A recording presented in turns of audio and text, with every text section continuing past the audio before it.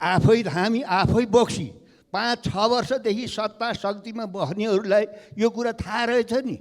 अहिले ठिक्क अड्कली कुरा छोडिराखेका छन्। हेर्नुहोस् यो के भन्ने संसारले हेरिराखेको छ कि चाहिँ हाम्रो यो दुर्गति छ राष्ट्रको। अब अहिले यसैको बाहनामा यसैलाई बाहना पारेर गणतन्त्रमाथि लोकतन्त्रमाथि नै चाहिँ हमला भइरहेको छ।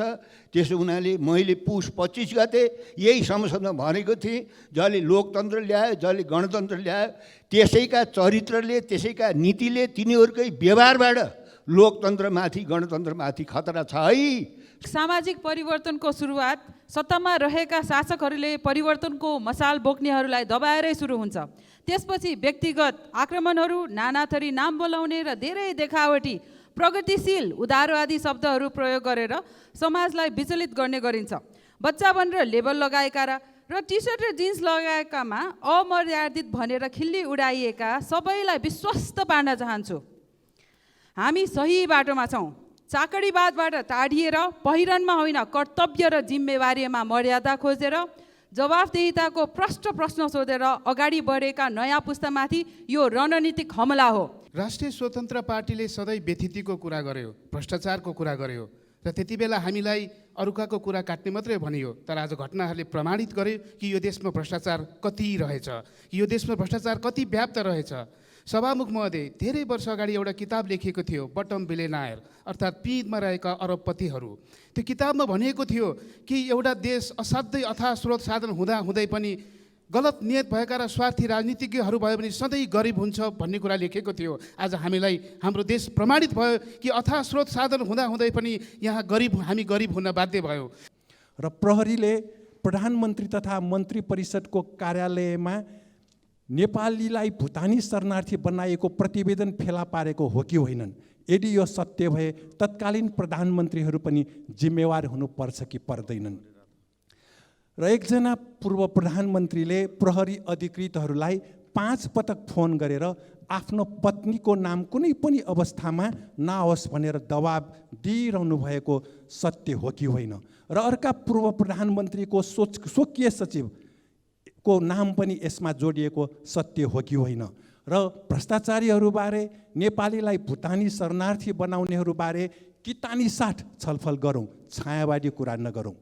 मान्यहरू आफ्नो योजना लिएर मन्त्रीजीहरूलाई फोन गर्नुहुन्छ, मन्त्रीज्यू तपाईँसँग भेट गर्नु छ भनेर मन्त्रीजीहरू फोन उठाउनेवाला छैन। उहाँहरू छोटे राजा हुनुभएको छ। कर्मचारीको कोठामा मान्यजीहरूले आफ्नो गरिमालाई बिर्सेर योजना राख्नलाई जनताबाट निर्वाचित भएको मान्यहरू, उहाँहरू अहिले कतिपय मान्यहरू पहिलोचोटि निर्वाचित भएर आउनु भएको छ। जनताले उहाँहरूलाई भनिरहनु भएको छ हामीलाई यस्तो प्रकारको योजना चाहिन्छ भनेर। तर मन्त्रीज्यूहरूले कुनै सल्लाह गर्नुहुन्न, प्रधानमन्त्रीज्यूले यसमा कुनै सल्लाह गर्नु भएको छैन। कस्तो बजेट ल्याउँदैछ यो सोध्ने कि नसोध्ने? बजेट कसले पास गर्छ? सांसदले पास गर्ने हो कि मन्त्रीले कि प्रधानमन्त्रीले गर्ने हो? प्रधानमन्त्रीले गर्नुहुन्छ भने त मलाई केही छैन। राज्यको प्रतिष्ठा पनि हो, नेपाली जनताको प्रतिष्ठामाथि पनि खेलबाड पनि हो। राज्य र जनताको प्रतिष्ठा खेल्ने यो सरकारमा, तत्कालीन सरकारमा बसेको मान्छे अथवा सचिवलाई कहाँबाट त्यो अधिकार प्राप्त हो, कहाँबाट हैसियत प्राप्त हो? त्यस कारणले भ्रष्टाचारीको न कुनै जात हुन्छ, न कुनै धर्म हुन्छ, न कुनै समुदाय हुन्छ, न कुनै पार्टी हुन्छ, न कुनै लिङ्ग हुन्छ। कसैको नाउँमा सहानुभूति लिने काम नगरौँ। नक्कली भुटानी शरणार्थी प्रकरणको विषयले अहिले देश तातेको छ। सरकारलाई यो विषयमा दृढताका साथ दोषीहरू पत्ता लगाएर कारबाही गरेर जनताप्रतिको विश्वास जो वृद्धि हुँदै गएको छ त्यसलाई यथार्थमा रूपान्तरण गर्नको लागि हार्दिक आग्रह गर्दछु। बर्सातको समय आउनै लाग्यो। मलाई अघिल्लो वर्षहरूको सम्झना छ। बाटोमा हिँड्दाखेरि पानी कम्मरसम्म आइपुग्छ, मान्छे बगाउँछ, बच्चा बगाउँछ। त्यो घटना घट्दाखेरि सरकार संवेदनशील भएको जस्तो देखिन्छ, तर व्यवहारमा संवेदनशीलता मैले देखिनँ। यस्तो सरकारको व्यवहारले म वाक्क भएको छु सभामुख महोदय। त्यसैले म भन्न चाहन्छु, त्यति बाटो बन्नको लागि, त्यति ढल, त्यति खरे व्यवस्थापन हुनको लागि सरकारले कतिजनाको, कति बच्चाको मृत्यु कुरिरहेको छ। जवाफ चाहियो। सम्माननीय सभामुख मार्फत म सरकारको गम्भीर ध्यानाकर्षण गराउन चाहन्छु। फेक अडियो मेरो मात्रै बनेको होइन, अरूहरूको पनि बनेको छ। तर नाम मेरो मात्रै उच्चारण किन हुन्छ? मलाई साँच्चै भन्ने हो भने एज अ वुमन यो एउटा क्यारेक्टर असासिनेसन होइन। This is a rape of my character. र म यो चाहिँ एकदम कडाइका साथ भन्छु, वुमेनलाई पोलिटिक्समा आउँदाखेरि सबै कुरा हामीले बिहोर्न सक्नुपर्छ। म बिहोरिरहेको छु, तर सबैजनाको यस्तो किसिमको कदम सबै महिलाप्रति नगरियोस् यो देशमा। योभन्दा अगाडि पनि धेरै महिलाहरूलाई सुइसाइड गर्नलाई फोर्स गरेको छ मिडियाले। मान्य सदस्यहरू, गजेन्द्र बुढाथोकी समेतको जाहेरीले वादी नेपाल सरकार, प्रतिवादी केशव प्रसाद दुलाल समेत भएको ठगी तथा सङ्गठित अपराध सम्बन्धी मुद्दामा अनुसन्धानको क्रममा माननीय टोपबहादुर राय माझीलाई मिति 2080 1/31 गते राति अन्दाजी 8:25 बजेको समयमा जिल्ला काठमाडौँ बुढा नीलकण्ठ नगरपालिका वार्ड नम्बर 4बाट पक्राउ गरी जिल्ला प्रहरी परिसर टेकुको हिरासतमा राखिएको बेहोरा नेपालको संविधानको धारा 103 को उपधारा 6 बमोजिम जिल्ला प्रहरी परिसर टेकुको चलानी नम्बर 12/273 मिति 2080 2/1 को पत्रबाट सूचना प्राप्त भएको हुँदा प्रतिनिधि सभा नियमावली 2079 को नियम 248 को उपनियम 1 बमोजिम सदनलाई जानकारी गराउँछु। हाम्रो देशमा 9वटा विश्वविद्यालयहरू छन्, एउटा नासा पनि छ। आज त्यो विश्वविद्यालयबाट 6 वर्ष भयो एउटा पनि पेटेन्ट फाइल दर्ता गर्न सकेको छैन। आज विश्वविद्यालयबाट झन्नै वर्षको अहिलेसम्म पिएचडी पास गर्नेहरू 5000 छन्। आज पेटेन्ट दर्ता गर्नेमा चीन 15 लाख छन्, अमेरिका 5 लाख, जापान 2,50,000, भारत 30,000 र नेपाल जम्मा 70वटा छ। 6 वर्षसम्म गएको 6 वर्षदेखि आजसम्म एउटा पनि पेटेन्ट दर्ता गरेको छैन। हाम्रो नेपालको ब्रेन ड्रेन भइकन विदेशमा गइराखेको छ। त्यो ब्रेनलाई यो नेपालमै नै बनाउनको लागि, नेपालै बनाउनको लागि यहाँ रोक्नुपर्ने आवश्यक भएको छ। अहिलेको बजेटमा शिक्षा क्षेत्रमा 70 अरब रुपियाँको बजेट छ। 1 अरब त्यो ब्रेनलाई, त्यो अनुभवलाई, त्यो विज्ञलाई यो देश बनाउनको लागि किन नराख्ने? मान्य सभामुख महोदय, आज त्यो ब्रेनलाई साँच्ची भन्ने हो भने 60 वर्षभन्दा मुनिका ती ब्रेनलाई यो देश बनाउनको लागि 40-50 हजार महिनाको दिएर यो देश बनाऊ, यो माटो बनाऊ, यो कल कारखाना बनाऊ भनिकन हामीले किन नगर्ने? त्यो बजेटमा अर्थमन्त्रीज्यूले किन नराख्ने? नेपाल सरकारले किन नराख्ने? आज त्यो ब्रेन विदेश पलायन भइराखेको छ। विदेशबाट त्यही ब्रेन हामीले ल्याउँदाखेरि महिनामा 20-25 लाख रुपियाँ तलब दिएर राख्नु परिराखेको छ।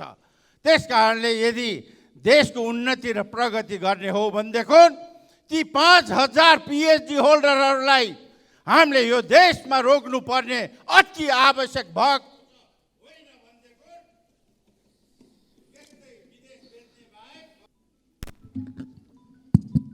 सम्मानीय सभामुख महोदय, विश्वमा भएको लामो आन्दोलनहरूमध्ये भारतमा कृषक आन्दोलन, थाइल्यान्डमा रेड टी सर्ट मुभमेन्ट जुन मध्यमवर्गीयहरूलाई असमानताको व्यवहार गरियो, राज्यको हेपाहा प्रवृत्ति विरुद्ध भएको अरब स्प्रिङ र anti corruption movement in Brazil, यो विश्वको लामो आन्दोलन र मुभमेन्टहरूको केही उदाहरणहरू हुन्।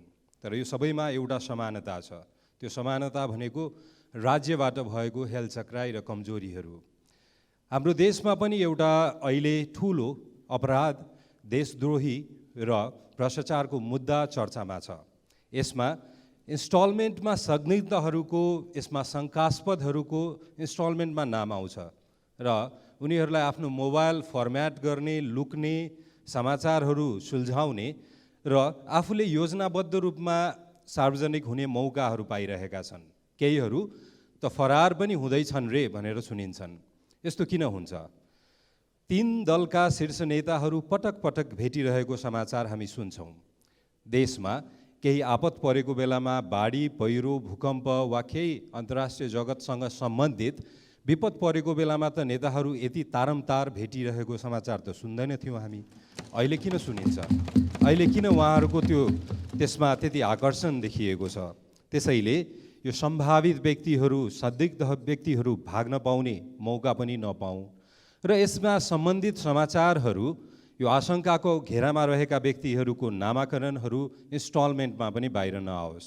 यसलाई एउटा त्यसैले अहिले चलिराखेको मानव तस्कर सहितको यो विषयलाई निष्कर्षमा पुर्याएर थप फाइलहरू खोल्ने दिशामा सरकार जाओस्। धन्यवाद। लाल सलाम। यथा हामी के अरू देशमा भएको जस्तै लामो आन्दोलनहरूको लागि तयारी गर्दैछौँ? त्यसको लागि राज्य तयार छ भने त्यो आन्दोलन गर्नको लागि हामी पनि तयार छौँ। यदि हाम्रो आवाज सुनिँदैन भने, यसलाई समाधान गरिँदैन भने, तसर्थ यसलाई गम्भीरतापूर्वक हेरियोस्।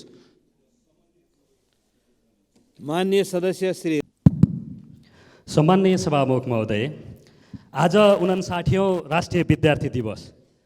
विद्यार्थीहरूले सुखद खबर सुन्नुपर्ने विडम्बना, आज त्रिभुवन विश्वविद्यालय र आरआर कलेजको लापरवाहीका कारण झन्डै 500 विद्यार्थीहरूको भविष्यमै प्रश्न चिन्ह खडा हुने गरिकन एउटा घटना अगाडि आयो, जुन सार्वजनिक मिडियाहरूमा सनसनीपूर्ण रूपमा आएको छ। आरआर कलेजले भन्छ टियुको परीक्षा नियन्त्रण कार्यालयको गल्ती भयो, टियुको परीक्षा नियन्त्रण कार्यालय भन्छ आरआर कलेजको कमजोरी भयो। एकले अर्कालाई दोषारोपण गर्ने र 500 भन्दा बढ्ता विद्यार्थीहरूको जीवनमाथि खेलवाड हुने कार्य भइराखेको छ। 2 वर्ष अगाडि हुनुपर्ने परीक्षा ढिलो गरेर 2 वर्ष पछाडि भयो। 1 वर्ष लगाएर बल्ल बल्ल परीक्षाको नतिजा प्रकाशित भयो, त्यो पनि 500 विद्यार्थीहरूको नतिजामा अनुपस्थित देखियो। र के समेत आएको छ सञ्चार माध्यममा भने आन्तरिक रूपमा विषय शिक्षकले दिएको अङ्कमा समेत तलबितल गरियो र फेरबदल गरियो भन्ने जस्ता प्रकारका आरोपहरू समेत लागेर समाचार प्रकाशित भएका छन्। र यसबीचमा ती विद्यार्थीहरूले छात्रवृत्ति लगायतका अरू प्राप्त गर्नुपर्ने अवसरहरूबाट वञ्चित रहन सक्ने एउटा खतरा उत्पन्न भएको छ। त्यसैले म सम्मान्य सभामुख मार्फत सरकार र सम्बन्धित निकायहरूको ध्यान आकर्षण गराउँदै यो घटनाको गम्भीर रूपमा छानबिन गर्दै दोषी उप गम्भीर कारबाहीको माग राख्न चाहन्छु। साथै भ्रष्टाचारका बारेमा सिङ्गै देश र अन्तर्राष्ट्रिय जगत बहसमा छ। म सम्माननीय सभामुख मार्फत सबै मान्य सदस्य र सिङ्गो देशलाई के अपिल गर्न चाहन्छु भने अहिले मानव तस्कर सहित जोडिएको विषय अगाडि आएको छ। सम्पूर्ण रूपमा देश यसमा केन्द्रित भएर यो विषयलाई निष्कर्षमा पुर्याइनुपर्छ। त्यसपछि क्रमशः अरू विषयहरूमा जानुपर्छ, न कि विषयलाई विषय अन्तर गर्ने र यो विषयलाई कमजोर पार्नका लागि अरू विषयहरू उठाउनु भनेको अन्ततः भ्रष्टाचारलाई नै मद्दत पुर्याउने हो। त्यसैले अहिले चलिराखेको मानव तस्कर सहितको यो विषयलाई निष्कर्षमा पुर्याएर थप फाइलहरू खोल्ने दिशामा सरकार जाओस्। धन्यवाद। लाल सलाम। माननीय श्री लीलानाथ श्रेष्ठ, 7 मिनट।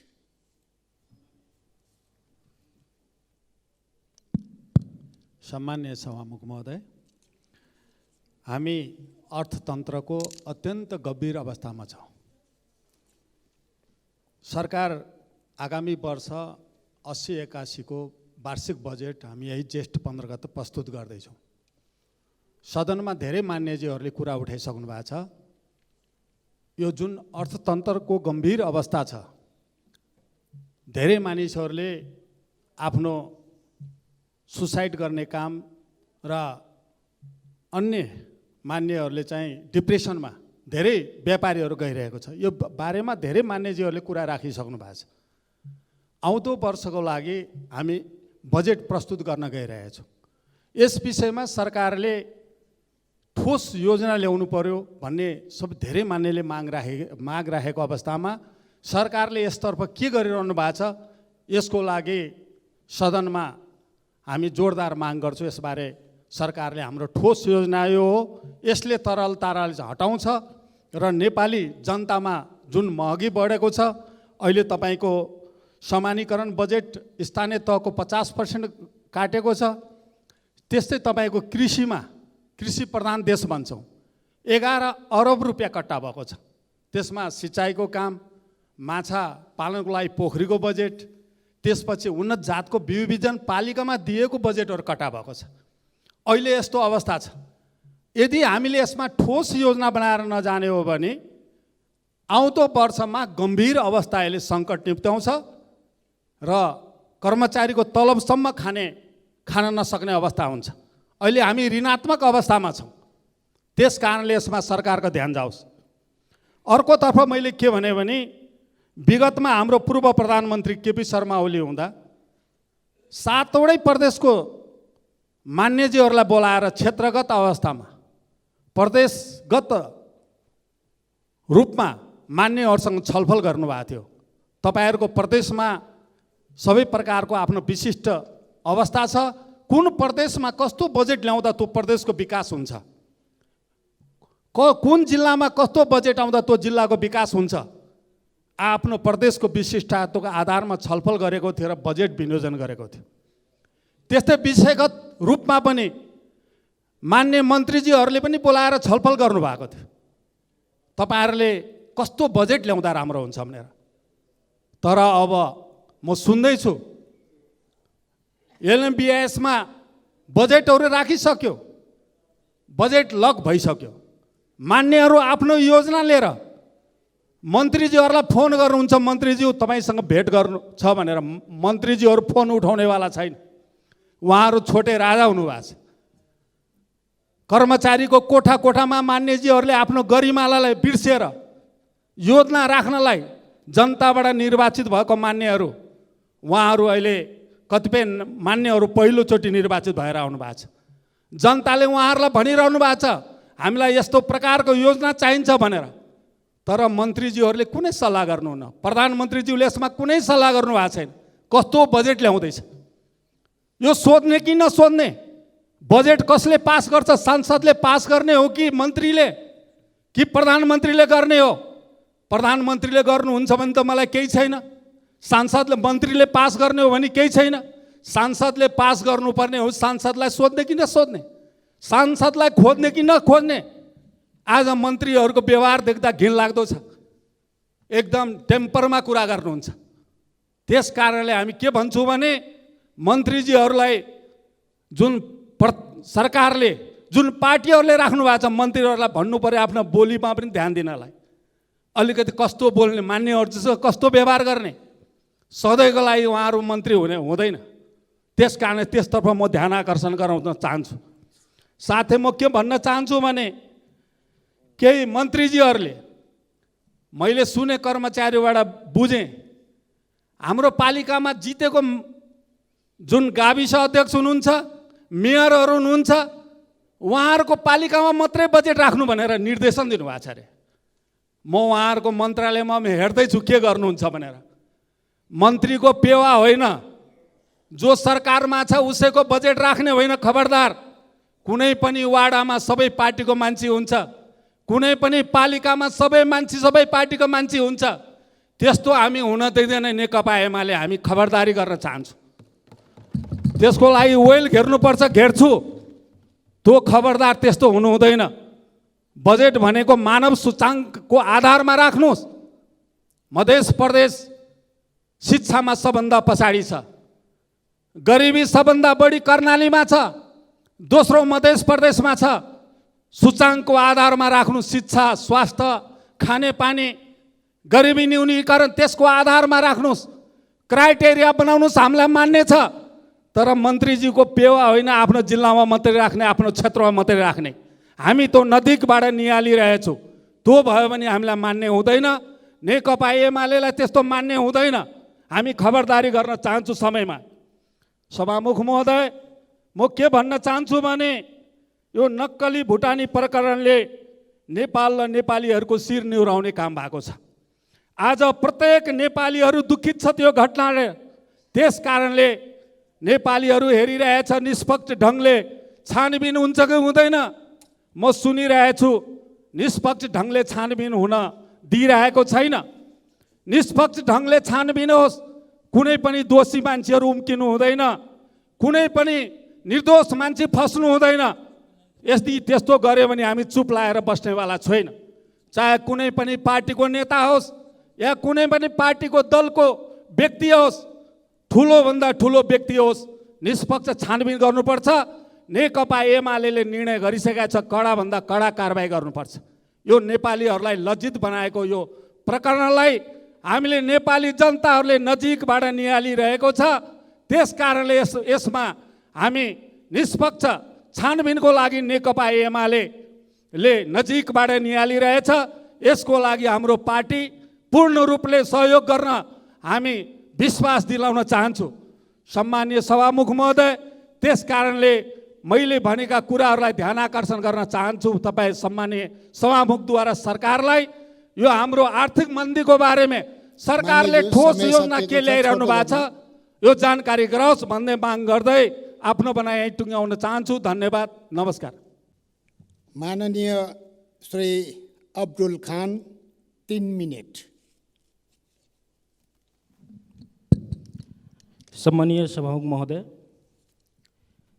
नेपाली नागरिकका सन्तानलाई नागरिकता कहिले दिने हो सरकार भन्ने कुराहरू पटक पटक यो सदनमा उठिरहेको छ। यो नेपालको संविधान 181 पृष्ठ भएको यो नेपालको संविधान, जुन संविधानलाई मानेर हामीहरू अहिले सदनमा बसिरहेछौँ, यो संविधानको धारा 10 र धारा 11 को 3 ले स्पष्ट पारेको छ कस्तो नागरिकलाई नागरिक मान्ने र कस्तो नागरिकलाई नेपालको नागरिकता प्रदान गर्ने। सभामुख महोदय, तर विडम्बनाको कुरा छ नागरिकता भएकाहरूलाई अनागरिक बनाएर विदेशिने काण्डहरू भइरहेछन् र नागरिकता नभएकाहरू पटक पटक राष्ट्रपतिदेखि लिएर माननीय ज्यूहरूको सँग गएर पटक पटक बिन्ती गरिरहेछन्। अब उहाँहरूको लागि आत्महत्या गर्नुको विकल्प छैन। सभामुख महोदय, म पढेर सुनाउन चाहन्छु। नेपालको संविधानको धारा 10 ले स्पष्ट पारेछ नागरिकताबाट वञ्चित नगरिने, कुनै पनि नेपाली नागरिकलाई नागरिकता प्राप्त गर्ने हकबाट वञ्चित गरिने छैन भन्ने कुरा स्पष्ट लेखिएको छ। सभामुख महोदय, त्यस्तै धारा 11 को उपधारा 3 मा कस्तो व्यक्तिलाई नेपाली नागरिक भन्ने कुरा यहाँ स्पष्ट लेखिएको छ। म पढेर सुनाउँछु। यो संविधान प्रारम्भ हुनुभन्दा अघि जन्म आधारमा नेपालको नागरिकता प्राप्त गरेका नागरिकको सन्तानले बाबु र आमा दुवै नेपालको नागरिक रहेछन् भन्ने निज बालिग भएपछि वंशजको आधारमा नेपालको नागरिकता प्रदान गर्नेछ भन्ने कुरा स्पष्ट लेखिएको छ। सभामुख महोदय, तर विडम्बनाको कुरा छ, म आज सभामुख मार्फत यो पुरै सदनलाई भन्न चाहन्छु, यदि नागरिकता दिनु छैन भने यो संविधानको भाग 2 को धारा 10 र धारा 11 को उपधारा 3 लाई यो संविधानबाट हटाउनुस्, नत्र भने नेपाली नागरिकका सन्तानलाई नागरिकता दिनुस्। यो कुरा म भन्न चाहन्छु। त्यस्तै गरी सभामुख महोदय, अहिले इन्टरनेटको प्रयोग गरेर बजारमा विभिन्न किसिमका एप्सहरू मार्फत, पठाउ जस्ता एप्सहरू मार्फत सवारी साधनहरूको उपयोग गरिन्छ। ती साधनहरूको यथासम्भव छिटोभन्दा छिटो नम्बर प्लेट चाहिँ जारी गर्नुपर्छ भन्ने कुरा म राख्दै बिदा हुन चाहन्छु। हस्, धन्यवाद। अब माननीय श्री नवल किशोर शाह सुदी 3 मिनट।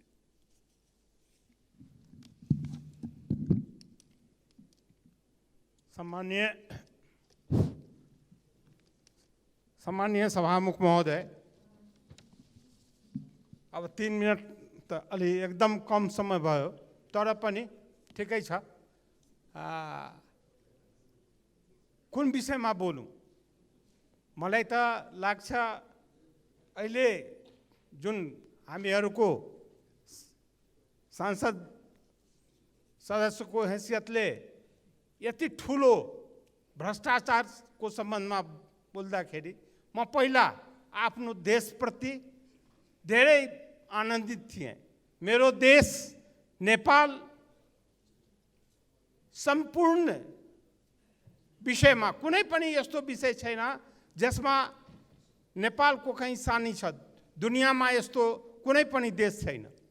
यो संसारको सर्वोत्कृष्ट देश हो र म यसको नागरिक, यसको सबैभन्दा शक्तिशाली सांसदको सदस्य छु भन्ने एउटा सम्मान बोध गर्दथे। तर 2 महिनाको जुन अनुभव भएको छ, किनभनेदेखि म पहिला तपाईँको प्रतिनिधि सभामा आएको छु। योभन्दा म प्रदेशमा थिएँ र प्रदेशमा सामाजिक विकास मन्त्री हुँदाखेरि 5 सालसम्म सायद 7 प्रदेशमा एक्लै म थिएँ। कोही पनि 5 वर्ष हुन सक्नु भएन, तर म 5 वर्षसम्म त्यहाँ सामाजिक विकास मन्त्री भएर। अनि म के भन्न चाहन्छु भने यस्तो हाम्रो देश जो यो समयमा जलको स्थान अब वर्ल्ड वार हुन्छ भनेदेखि जलको लागि हुन्छ। अहिले यो जुन शताब्दी गइरहेको छ त्यो पेट्रोल डिजलको टाइम थियो, खानीको टाइम थियो। तर आउने समयमा विश्वयुद्ध हुन्छ, किनभनेदेखि वाटरभन्दा बढी महत्त्वको कुनै पनि छैन। वाटरभन्दा बढी महत्त्वको मात्र अक्सिजन छ। तर हाम्रो देशका नेताहरू, हाम्रा देशका शासकहरू कुन अवस्थामा ल्याइदियो? जुन शासन व्यवस्थाको लागि हामीले 20-30 वर्षसम्म लात जुता जेल मार खाएर यो मान्यज्यू आफ्नो भनाइलाई छट्याउनु होला, समय सकिँदैछ। अनि यो अवस्थामा आइसकेका छ। संसदमा भ्रष्टाचार छोडेर कुनै कुरै हुँदैन। अब भ्रष्टाचारमा पनि म पनि हुन त म सरकारी पक्षको मानिस हुँ। आफ्नो गृहमन्त्रीज्यूसँग मेरो एकदम प्रार्थना छ, कम्तीमा आएर के भइरहेछ यो प्रकरण जो छ, यस प्रकरणमा कति हामी कसरी गरिरहेछु र किन यो भ्रामक प्रचारहरू। समय सक्यो मान्यज्यू।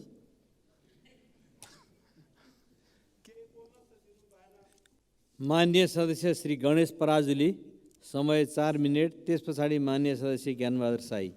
सम्माननीय सभामुख महोदय, लोकतन्त्रको भावना र मर्मसँग व्यथिति र भ्रष्टाचार सँगै रहन कदापि सक्दैन। शान्ति र अमन चयन, मानव अधिकारको संरक्षण, परराष्ट्र नीतिको सञ्चालन, सामाजिक सुरक्षा, संवैधानिक हकहरूको संरक्षण, नागरिक स्वतन्त्रता र अस्मिताको सुरक्षा जस्ता महत्त्वपूर्ण दायित्व लोकतान्त्रिक सरकारको प्रमुख जिम्मेवारी हो। कानुनी राज्यमा व्यक्तिले अपराध गरेमा कानुनको निर्मम प्रयोग गरेर अपराध र अपराधीलाई न्यायको कठघरामा उभ्याएर दण्डित गराउनु कानुनी राज्यको न्यूनतम दायित्व हो। तर यहाँ नेतृत्वमा रहेकाले नै राजनैतिक तथा राज्य शक्तिको चरम दुरुपयोग गरेर यसको ठिक उल्टो आचरण देखाइरहेको अवस्था छ। राज्य संयन्त्र सञ्चालनमा उच्च तहका राजनैतिक तथा प्रशासनिक व्यक्तिहरू नै आफै जघन्य अपराध तथा व्यथिति र भ्रष्टाचारमा लिप्त भएको बलियो शङ्काको घेरामा देखिएको अवस्था उजागर हुँदा राष्ट्रिय तथा अन्तर्राष्ट्रिय जगतमा नै आज सम्पूर्ण नेपाली जनताले ज्यादै लज्जाको बोध गरिरहनु परेको अवस्था छ। सभामुख महोदय, अपराधी र भ्रष्टाचारीको न कुनै जात हुन्छ न कुनै धर्म। भ्रष्टाचारी केवल अपराधी मात्र हुनुपर्ने हो र सम्पूर्ण राष्ट्रको शत्रु हुनुपर्ने हो। तर यस सम्मानित सदनमा आफ्नो पार्टीको नेता कुनै पनि अपराधमा मुछिँदा उसको बचाउमा निकै निष्कृष्ट नाटक मञ्चन भएको देख्ने गरिन्छ र त्यस्ता नाटक मञ्चन जिम्मेवार भनिएका दल जसले आम नेपाली जनतालाई सुशासनका जुट्टा बाचा गरेर आउनुभएको छ। खबरदार, अब यस्तो नाटक मञ्चन गरेर जनतालाई भ्रम छर्ने तथा मुद्दालाई विषयान्तर गरी जनतालाई झुक्क्याउने खेल अब नगरियोस्। यस सम्मानित सदनमा आम नेपाली जनताले अनुमोदन गरेर पठाएको राष्ट्रिय स्वतन्त्र पार्टीको सशक्त उपस्थिति पनि छ भन्ने कुराको हिक्का राखियोस्। वर्तमान गृह प्रशासनले भुटानी शरणार्थीसँग जोडिएको राज्य विरुद्धको अपराध तथा व्यथिति निवारणको लागि देखाएको सक्रियतालाई धन्यवाद दिँदै यसलाई गन्तव्यमा पुर्याउन खुट्टा नकमाई अगाडि बढ्न अनुरोध गर्दछु।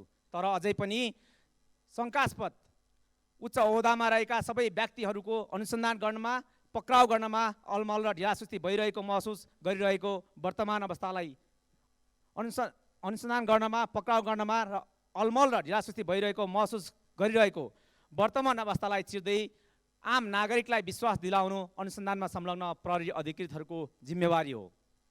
सदा चाहिँ यतिखेर राष्ट्र सेवक नेपाल प्रहरीलाई आम नेपालीको साथ रहेको छ, सँगसँगै मेरो पार्टीको पनि पूर्ण साथ रहेको, सहयोग रहेको जानकारी गराउँदछु। तसर्थ हिम्मतका साथ अगाडि बढ्न, दायाँ बायाँ नहेर्न, कर्तव्य निर्वाह गर्न, माथिकाहरूको आदेश नफर्कन, अनुसन्धान र अभियोजन गर्न अधिकृतहरूलाई दह्रो पाइला टेक्न अनुरोध गर्दछु, आग्रह पनि गर्दछु।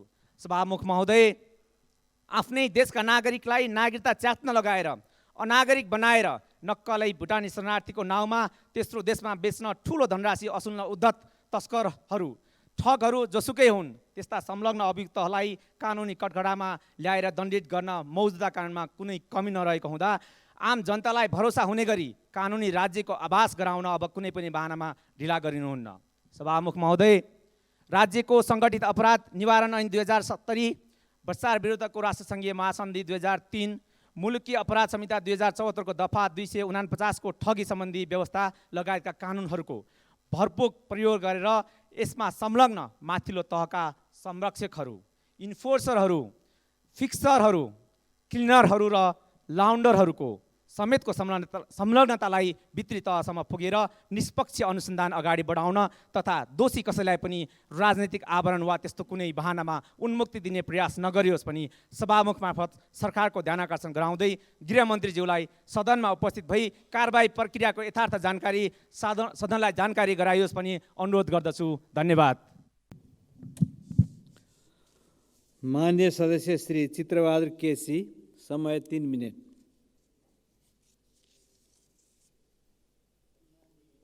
ज्यू, अहिले नेपालमा मानव तस्करहरूको बारेमा धेरै चर्चा भइरहेको छ। पहिले यस्ता अपराधका घटनाहरू नेपाल र नेपालीसित मात्रै सम्बन्धित हुन्थ्यो। हुन त नेपालीलाई विदेशमा बेच्ने प्रक्रिया नयाँ कुरा होइन।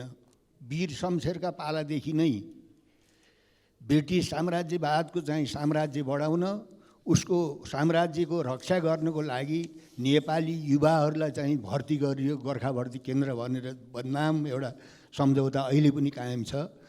आजको 21औं शताब्दीमा गएर गणतन्त्रको लागि, लोकतन्त्रको लागि लडेका भन्ने साथीहरू आज जुन प्रकारले सत्ता र शक्तिको केन्द्रमा बसिसकेका साथीहरूले आज जसरी नेपाली नागरिकलाई चाहिँ अनागरिक गराएर मान्छेको जुन व्यापार गरिरहेका छन्, यसलाई निष्पक्ष भएर स्पष्टता साथ नेपाली जनताले दबाब दिने होइन भने पहिलेका ठुला काण्डहरू जसरी चाहिँ हल्लाकुल्ला गर्यो, त्यसपछि अर्को नयाँ घटना घट्छ।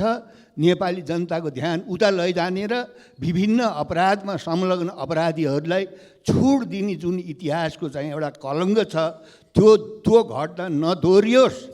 त्यसकारणले जसले गल्ती गरेको छ, कमजोरी गरेको छ, आजको 21औं शताब्दीमा आफ्ना दाजुभाइ चाहिँ बेचेर पैसा कुम्लाएर तपाईँको चाहिँ आफ्नो मोज मस्ती गर्ने त्यस खालको अपराधपूर्ण गतिविधिलाई कुनै मूल्यमा, कुनै हालतमा चाहिँ छोड दिन हुँदैन र उनीहरूको चाहिँ गम्भीर रूपले अनुसन्धान हुनुपर्छ। र सत्ता र शक्तिको आडमा फेरि यो के रहेछ भने 5-6 वर्षदेखि नै यो खेती चलेको रहेछ। हेर्नुहोस् त, हामी आफै बोक्सी 5-6 वर्षदेखि सत्ता शक्तिमा बस्नेहरूलाई यो कुरा थाहा रहेछ नि।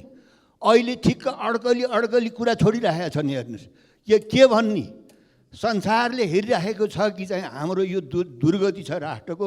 अब अहिले यसैको बाहनामा, यसैलाई बाहना पारेर गणतन्त्रमाथि, लोकतन्त्रमाथि नै चाहिँ हमला भइरहेको छ। त्यसो हुनाले मैले पुस 25 गते यही संसदमा भनेको थिएँ, जसले लोकतन्त्र ल्यायो, जसले गणतन्त्र ल्यायो, त्यसैका चरित्रले, त्यसैका नीतिले, तिनीहरूकै व्यवहारबाट लोकतन्त्रमाथि, गणतन्त्रमाथि खतरा छ है, सतर्क हुनुपर्छ। भनेको 4 महिना पनि भएको छैन, अहिले त्यही स्थिति आएछ। त्यस कारणले सजिलै यो लोकतन्त्र आएको होइन, सजिलै यो गणतन्त्र आएको होइन। यही घटना चाहिँ हिजोको तानाशाही व्यवस्था हुन्थ्यो, राणाकालमा हुन्थ्यो भने आज नेपाली जनताले सडकमा उत्रेर अपराधलाई कारबाही गर भने चाहिँ जनताको आडी चाहिँ सरकारलाई चाहिँ दबाब दिन्थेनन्। त्यस कारणले अहिलेको गृहमन्त्रीले जुन खालले आँट गर्नुभएको छ, सक्रियता देखाउनु भएको छ, यो बिचा घुँडा टेकेर इतिहास, कालो इतिहास दोहोऱ्याउने होइन। त्यस कारणले जसले गल्ती गरेको छ, अपराध गरेको छ, राष्ट्रमाथि, राष्ट्रको अस्मितामाथि, तिनीहरूलाई कडा कारबाही गर्नुपर्छ भन्ने सम्माननीय सभामुखज्यू मार्फत म अनुरोध गर्न चाहन्छु। धन्यवाद। माननीय श्री प्रेम सुवाल, 3 मिनट।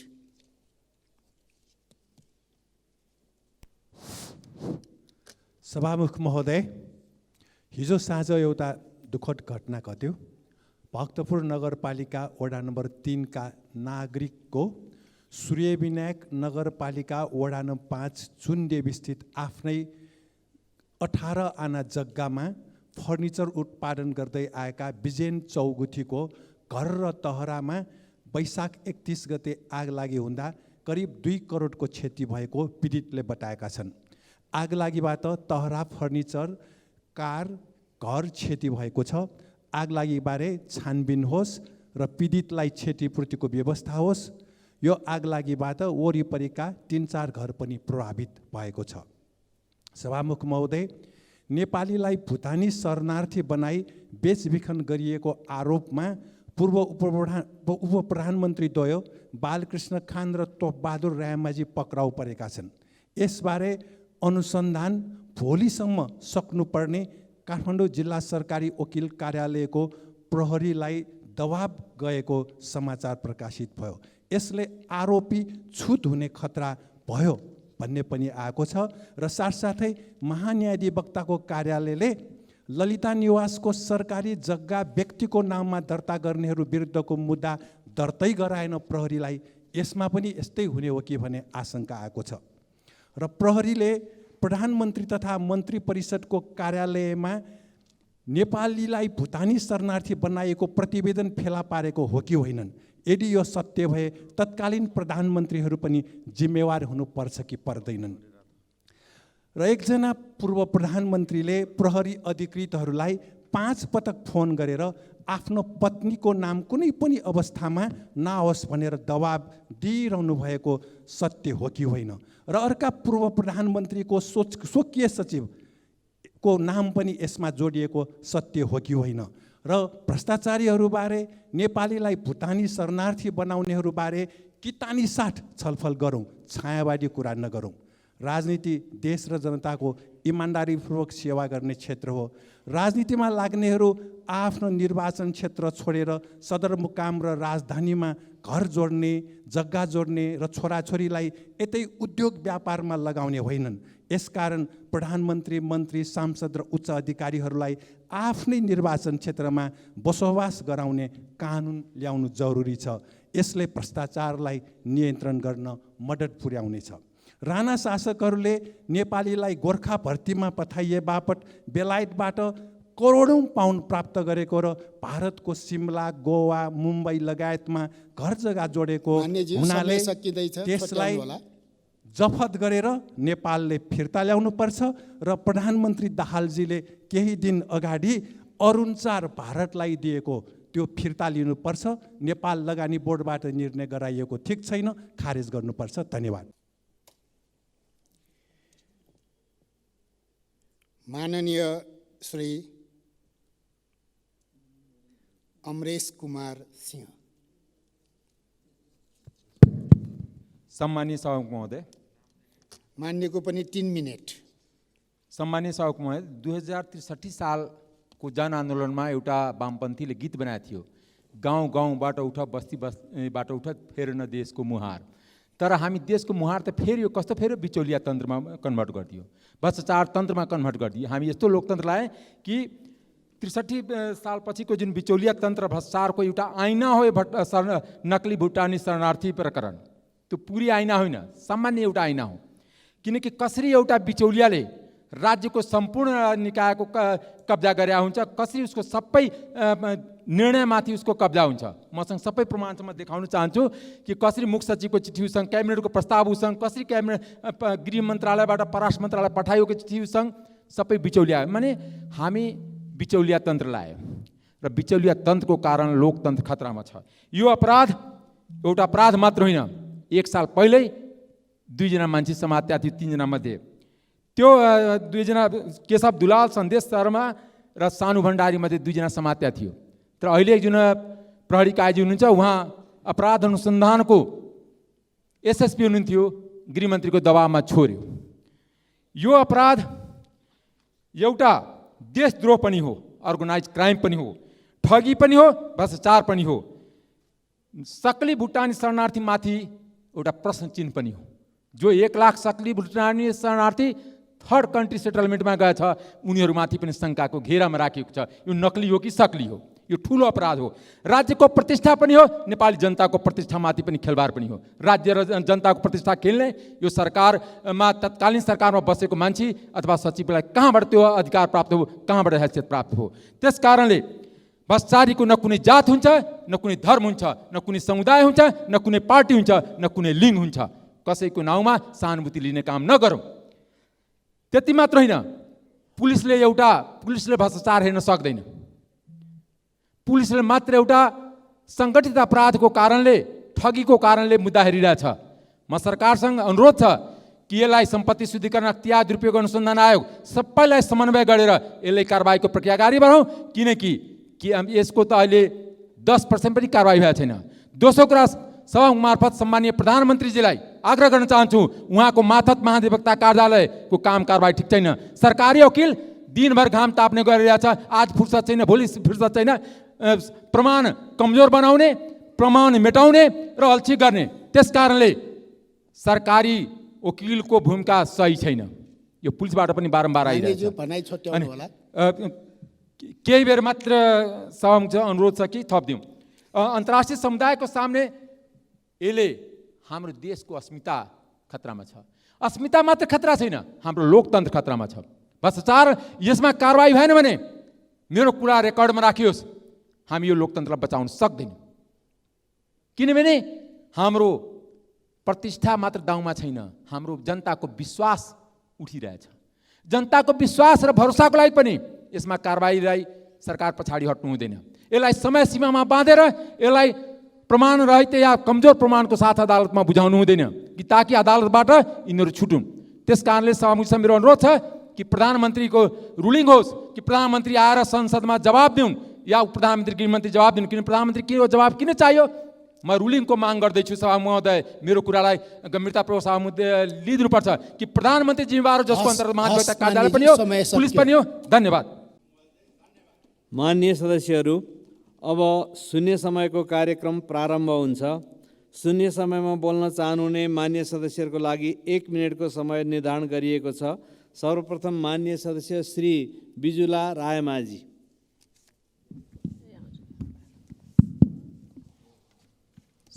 सम्माननीय सभामुख महोदय, नेपाली जनताको समस्या बुझ्न सार्वजनिक गाडी, सरकारी अस्पताल र पासपोर्ट वितरण गर्ने क्षेत्र हेर्नुपर्छ। देशको अवस्था छर्लङ्ग हुन्छ। नेपाल आमा रुँदै भन्छन्, कतै यो अक्षम्य भ्रष्टाचार, कतै बेरोजगार युवाहरू काम र माम नपाएर कोही व्यक्ति दुर्व्यसनी र अपराधिक कार्यमा सरिक हुँदैछिन्। त्यसकारण यो अक्षम्य भ्रष्टाचार गर्नेहरूलाई कडाभन्दा कडा कारबाहीको निम्ति माग गर्दछु। साथै म अहिले माइतीघर मण्डलामा आन्दोलनरत विद्यालय कर्मचारी र सहयोगी शिक्षक अनि यो बाल विकास शिक्षकहरूको श्रम शोषण भइरहेको छ। यो शिक्षा ऐन निर्माण गरी बालबालिकाको भविष्य निर्माण गर्ने क्षेत्र र शिक्षा क्षेत्रका सम्पूर्ण मान्य सदस्य श्री विद्या भट्टराई। सम्माननीय सभामुख महोदय, पोखरा लगायत देशैभरिका किसानहरूको गोठमा गाई भैँसीमा देखेको सङ्क्रमणयुक्त नयाँ रोग लम्पी स्किनको कारण सङ्क्रमण तीव्र रूपमा फैलिएको छ। पशुहरू मरिरहेका छन्। यस घटनाले आम किसानहरूलाई चिन्तित बनाएको छ। सङ्क्रमणलाई रोकथाम गर्न किसानहरूले स्थानीय तह, पशु रोगसँग सम्बन्धित कार्यालय र निकायहरूमा रोग नियन्त्रण, निःशुल्क उपचार र पशुको मृत्यु भएको अवस्थामा आवश्यक क्षतिपूर्तिको माग गर्नुभएको, तर सम्बन्धित कार्यालयहरूले बजेट अभावका कारण आवश्यक माग पुरा गर्न नसक्ने भन्ने कुराले आम किसानहरूलाई आक्रोशित बनाएको छ। किसानहरूको समस्यालाई गम्भीरताका साथ लिन र जायज माग पुरा गर्नका लागि सम्मान्य सभामुख मार्फत नेपाल सरकारसँग माग गर्दछु। त्यसै गरी पोखरा हङकङ बजारमा रहेका साना व्यवसायीहरू आज पनि आन्दोलनमा छन्। कृषि सामग्री कम्पनीले 81,400% भाडा वृद्धि गरेको छ। यो टेन्डर आह्वान रद्द गरी किसानहरू व्यवसायीहरूलाई राहत दिनुहुन समेत म सम्मान्य सभामुख मार्फत सरकारसँग माग गर्दछु। धन्यवाद। मान्य सदस्य श्री विनिता कुमारी सिंह।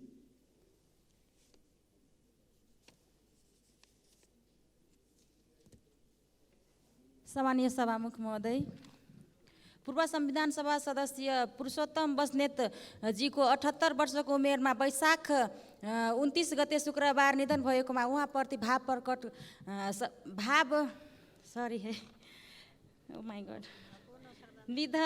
निधन भएकोमा उहाँप्रति पूर्ण श्रद्धाञ्जली अर्पण गर्दछु। सामान्य सभामुख महोदय, हाम्रो देशमा रहेको बेरोजगारी समस्या न्यूनीकरण गर्नको लागि 753वटै स्थानीय तहमा ग्राम उद्योग र दक्ष जनशक्ति उत्पादनको लागि तालिम केन्द्र स्थापनाको लागि अनुरोध गर्दछु। साथै आगामी आर्थिक वर्षमा ग्राम उद्योगलाई विशेष प्राथमिकतामा राखेर बजेट समावेश गरिदिनु हुन सभामुख मार्फत सरकारलाई ध्यान आकर्षण गराउन चाहन्छु। हस्त, धन्यवाद। मान्य सदस्य श्री वीरबहादुर बलायत।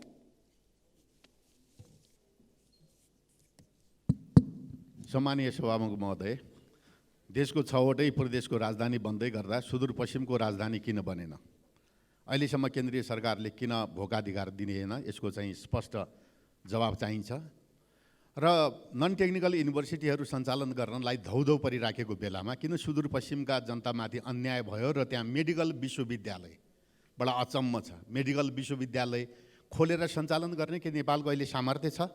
त्यसैले चाहिँ गेडा मेडिकल कलेजलाई छिटोभन्दा छिटो मेडिकल कलेजका रूपमा चाहिँ स्थापित गरेर सञ्चालन गरियोस् भन्ने कुरा राख्न चाहन्छु। अर्को कुरा के देशमा आउने भूकम्प र सुदूरपश्चिममा आउने भूकम्प फरक छ? अहिलेसम्म डोटीका भूकम्प पीडितहरूले कार्तिक 22 गते राति 2 बजे भएको भूकम्पबाट पीडितहरू अहिले घरबार विहीन भएका छन्। त्यसको राज्यले त्यसको चाहिँ जवाबदेहिता दिनु पर्दैन? यी सबै कुरा सभामुख मार्फत म सरकारको ध्यान आकर्षण गराउन चाहन्छु। धन्यवाद। मान्य सदस्य श्री विराज भक्त श्रेष्ठ।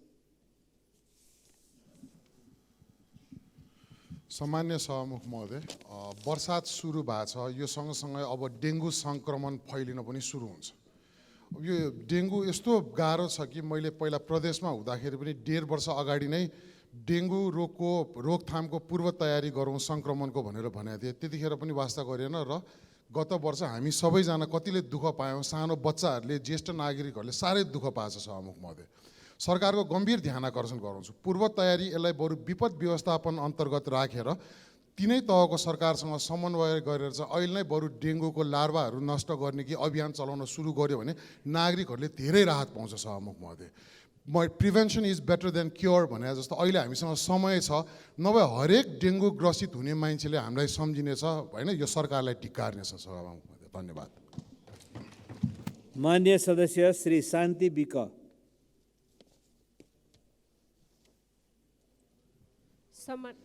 सम्माननीय सभामुख महोदय, पछिल्लो समय एकपछि अर्को गर्दै आत्महत्या घटना बाहिरिरहेका छन्। वैशाख 19 गते चितवनका सफल पोल्ट्री व्यवसायी शङ्कर कणेलले आत्महत्या गरेका छन्। उनलाई आत्महत्या गर्न बाध्य बनाउने कारण आर्थिक कारोबार भएको सुसाइड नोटमा उल्लेखित छ र आज 14 दिन हुँदा पनि सुसाइड नोटमा उल्लेखित प्रमुख व्यक्ति पक्राउ नपर्नुको कारण के हो? गृहमन्त्रीज्यूसँग म प्रश्न गर्न चाहन्छु। सभामुख महोदय, धनभन्दा शिक्षा ठुलो भनेर बुझाउने शिक्षकको लागि धन ठुलो हुँदा धादिङ चैनपुर निवासी विपन्न दलित समुदाय 19 वर्षीय जितबहादुर बैलकोटीले कक्षा 12 को मासिक शुल्क तिर्न नसक्दा आत्महत्या गर्नु परेको परिस्थिति बन्दा संविधानको धारा 40 को उपधारा 2 मा दलित विद्यार्थीलाई प्राथमिकदेखि उच्च शिक्षासम्म कानुन बमोजिम छात्रवृत्ति सहित निःशुल्क शिक्षाको व्यवस्था गरिनेछ भनेको छ। गरिब विद्यार्थीको लागि आत्महत्या गर्न नपरे कानुन कहिले बन्छ? सभामुख महोदय, यसरी एकपछि अर्को आत्महत्या घटना दोहोरिनु आत्महत्या दुरुत्साहन गर्नेलाई कानुनको कठघरामा ल्याउन नसक्नुको परिणाम हो। सभामुख मार्फत मान्य सदस्य श्री शान्ति श्रेष्ठ।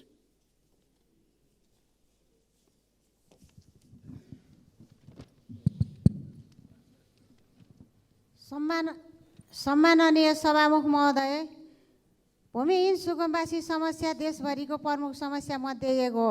काठमाडौँ उपत्यकामै हजारौँ भूमिहीन सुकुम्बासीले लाल पूर्जा पाएका छैनन् भने दूरदराजका जनताहरूको अवस्था कस्तो होला हामी अनुमान लगाउन सक्छौँ। सभामुख महोदय, भूमिहीन सुकुम्बासी र अव्यवस्थित बसोबासी समस्या समाधानका लागि गठित राष्ट्रिय भूमि आयोग र भूमि समस्या समाधान आयोग मार्फत सुकुम्बासी समस्या सम्बोधन गरिनेछ भनिएको छ। यो समस्या समाधानको लागि आयोगले के कस्ता कामहरू गरेको छ त्यो जानकारी पाऊँ भन्ने म कुरा राख्न चाहन्छु। सभामुख महोदय, ती सुकुम्बासी जनताहरूले दिएको भोटबाट सदनसम्म आउने बाटो खुल्ने, तर सुकुम्बासी जनताले चाहिँ कहिले लाल पूर्जा पाउने? सभामुख महोदय। माननीय सदस्य श्री शिव नेपाली। सम्माननीय सभामुख महोदय, मौर्य साम्राज्यका महामन्त्री चाणक्यले चिसोबाट पीडित जनसमुदायलाई कम्बल वितरण गर्ने दिनको अघिल्लो रात बस्तीको सानो कुटीमा बिताउँछन्। कुटीमा राति चोर आउँछ, चोर्न लायक केही नपाएपछि त्यही कम्बल चोरेर भाग्ने सोच्दै गर्दा महामन्त्री चाणक्यलाई पुरानो च्यातिएको कम्बल ओढेर सुतेको देखेपछि चोरको आत्माले आफैलाई धिक्कारेको महसुस गर्दै कम्बल नचोरी भाग्छ। विगतका केही बैठकहरूमा भ्रष्टाचारको विषय 171 पटक उठान भएको तथ्याङ्क बाहिरिएको छ। सुनवाई कहिले हुन्छ सभामुख महोदय? हामीले भोग्दै आएको राजनीतिक संस्कार एउटा कम्बल चोरको भन्दा पनि भ्रष्ट र पतित हुँदै गर्दा राज्यको संयन्त्रहरू ठुलो ठुलो हेर्दै बस्ने कहिलेसम्म? सम्माननीय सभामुख महोदय, नेपालको जय होस्। धन्यवाद। माननीय सदस्य श्री शिशिर खनाल। सम्माननीय सभामुख महोदय, तारकेश्वर नगरपालिका वडा नम्बर 10 मनमैजुमा राष्ट्रिय न्यायिक प्रतिष्ठान बन्ने क्रममा केही जग्गाहरू रोकिराखियो। वर्षौँदेखि पूर्जा भएका, घर पनि बनिसकेका ती जग्गाहरू आजसम्म हाल साबिक नहुँदा बिरामी हुँदा उपचार गर्ने खर्च, बालबच्चालाई पढाउने खर्च, जोहो गर्न पनि ऋण लिन मिल्दैन, घर जग्गा बेच्न मिल्दैन। यसरी वर्षौँसम्म, 10औं वर्षसम्म हाल साबिक नगरिएको यो अवस्थालाई अन्त्य गरियोस्, ती जग्गाहरू हाल साबिक गरियोस् र त्यहाँका जनतालाई न्याय मिलोस्। धन्यवाद। माननीय सदस्य श्री सुनील कुमार शर्मा। सम्माननीय सभामुख महोदय, 2068 साल 3 महिना 1 गते मन्त्री परिषदले निर्णय गर्यो कि यो इनरुवाबाट काँकरभिट्टासम्मको रेलवेलाई स्टार्ट गर्ने, बनाउने भनेर। तर हालसम्म पनि जग्गाहरू चाहिँ त्यहाँ होल्ड गरियो, तर मुआवजा पनि दिइएको छैन र मान्छेहरूको चाहिँ अहिले बिजोग छ। न जग्गा बेच्न पाइन्छ, न जग्गाको मुआवजा पाइएको छ। त्यस कारणले यसमा चाहिँ सरकारले तदारुकताका साथ तत्काल कि चाहिँ जग्गा फुकुवा गरिदिनु पऱ्यो कि चाहिँ मुआवजा दिने व्यवस्था गरिदिनु पऱ्यो, एउटा कुरा। अर्को चाहिँ धेरै वर्ष अगाडिदेखि मोरङको बेलबारी 8 नम्बर वार्डमा राधानगरमा पेट्रोल खानी छ भनेर घेराबारा गरेर राखिएको छ। खानी छ भने उत्खननको प्रक्रिया सुरु गर्नु पऱ्यो, छैन भने सरकारले छैन भनेर डिक्लेयर गरिदिनु पऱ्यो। तेस्रो कुरा चाहिँ अहिले पहिचानवादी साथीहरूले 1 नम्बर क्षेत्रमा, 1 नम्बर प्रदेशमा आन्दोलन जारी राख्नु भएको छ र उहाँहरूको मागलाई सम्बोधन गर्नको निम्ति तत्काल राज्यले वार्ताको वातावरण तयार गर्नु पऱ्यो। मान्छेमाथि बुट र गोली प्रहार होइन, डेमोक्रेटिक सिस्टममा उठाइएको आवाजहरूलाई यथाशीघ्र वार्ताको माध्यमबाट समस्याको समाधान गर्नु पऱ्यो भन्दै म बिदा चाहन्छु। हस्, धन्यवाद। माननीय सदस्य श्री शोभा ग्यावाली।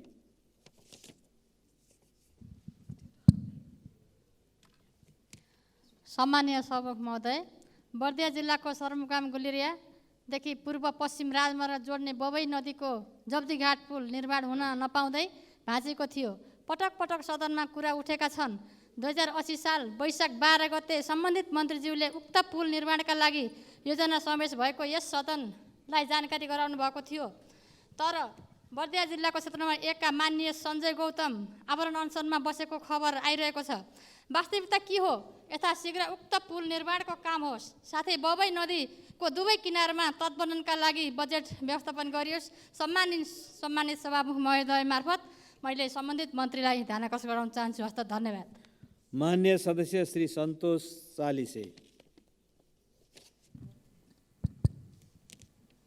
सम्माननीय सभामुख महोदय, विभिन्न समयमा जनताका विषयहरूमा प्रश्न उठाउने काम गर्दै आइयो र आज जनताले नै प्रश्न सोधिराखेका छन्। जति कुरा त्यहाँ चाहिँ राख्यो त्यसको चाहिँ नि रिजल्ट चाहिँ के हो, कहिले आउने हो, यो बोल्नेको चाहिँ नि अर्थ, यसको जवाब चाहिँ हामीले कहाँ पाउने हो, यसको रिजल्ट कहिले आउने हो। जस्तै मैले सर्वप्रथम सुन्दरी जलभन्दा माथि त्यहाँका सम्पूर्ण पर्यटन लगायतका आफ्नै गाउँ आफ्नै मामा घर जानलाई पैसा लिने काम भएको छ आर्मीबाट ढाट राखेर यो तुरुन्त हटाउनु पर्यो भनेर चाहिँ सर्वप्रथम माग राखियो। त्यसको चाहिने कुरा कहाँ पुग्यो र यो जवाब चाहिँ हामीले चाहिने जनताको सामु कहिले गएर बोलेको कुराको जवाब यो यहाँसम्म पुगेको छ भनेर दिने।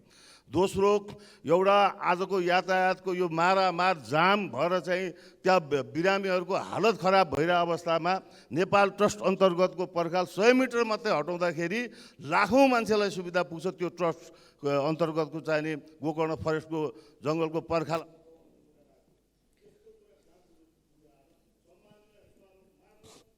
माननीय सदस्य श्री सन्तोष परियार। सम्माननीय सभामुख महोदय, राष्ट्रिय स्वतन्त्र पार्टीले सधैँ व्यथितिको कुरा गर्यो, भ्रष्टाचारको कुरा गर्यो र त्यति बेला हामीलाई अरूकाको कुरा काट्ने मात्रै भनियो। तर आज घटनाहरूले प्रमाणित गर्यो कि यो देशमा भ्रष्टाचार कति रहेछ, यो देशमा भ्रष्टाचार कति व्याप्त रहेछ। सभामुख महोदय, धेरै वर्ष अगाडि एउटा किताब लेखिएको थियो, बटम बिलियनायर अर्थात् पिँधमा रहेका अरबपतिहरू।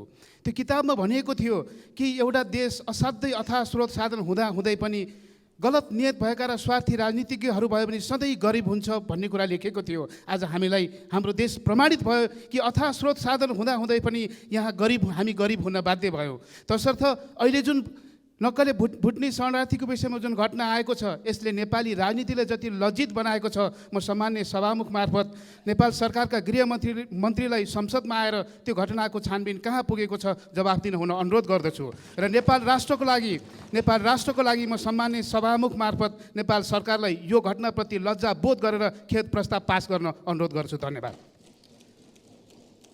माननीय सदस्य श्री सम्झना थपलिया। सम्माननीय सभामुख महोदय, तराई मधेसका मुसर समुदायहरू 95% भूमिहीन र सुकुम्बासी छन्। मुसर समुदायको बसोबास ऐलानी पोखरीको डिल र सडकको किनारमा रहेको छ। स्थानीय सरकारले विकास तथा भौतिक संरचना निर्माण गर्ने नाउँमा वैकल्पिक व्यवस्था नगरिकन उठीवास लगाइएको छ। सप्तरीको सुरुङ्गा नगरपालिका वडा नम्बर 2 बिस्नरिया र शम्भुनाथ 7 कचदह सिरा लक्ष्मीपुर पतार गाउँपालिकामा 100औं मुसरहरूको घर चाहिँ भत्काइएको छ।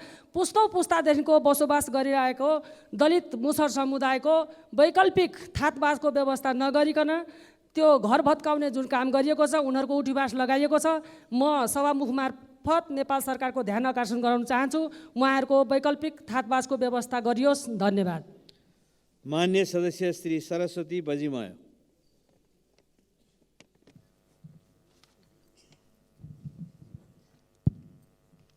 सम्माननीय सभामुख महोदय, खोटाङ जिल्लामा 3वटा एयरपोर्ट छ, जसमध्ये खोटाङको थाम्ककमा हप्ताको 1 फ्लाइट छ। दिक्तेलको खानडाँडामा हप्ताको 2 फ्लाइट मध्ये हाल हप्ताको 1 फ्लाइट दिन्छ। तर प्लेन नआएको 35 दिन भइसक्यो। हावाको गति नाप्ने एनिमोमिटर बिग्रेर सञ्चालनमा छैन। फ्लाइट आउँछ भनेर प्यासेन्जर एयरपोर्ट जान्छ, क्यान्सिल भएर फर्कन बाध्य हुन्छ। जाँदा आउँदाको खर्च 1000ले पुग्दैन। त्यसै गरी जिल्लाको पुरानो एयरपोर्ट लामिनाडा, जसले 3 जिल्लालाई भ्याउँछ, कोरोना कालको इस्यु बनाएर आजसम्म फ्लाइट नराखी स्टाफ नै हटाए। कमसेकम हप्ताको 1 पटक राखेमा ज्येष्ठ नागरिक अशक्त महिलाहरूलाई आवत जावत गर्न सजिलो हुने भएको हुँदा सभामुख मार्फत सम्बन्धित निकायको ध्यान आकर्षण गराउँदछु। साथै ट्विन अटर विमान ग्राउन्डेड भएको यतिका दिनसम्म पनि नबनेको हुँदा कहिले बन्ने हो, जवाफ पाऊँ। धन्यवाद। माननीय सदस्य श्री सरस्वती सुब्बा।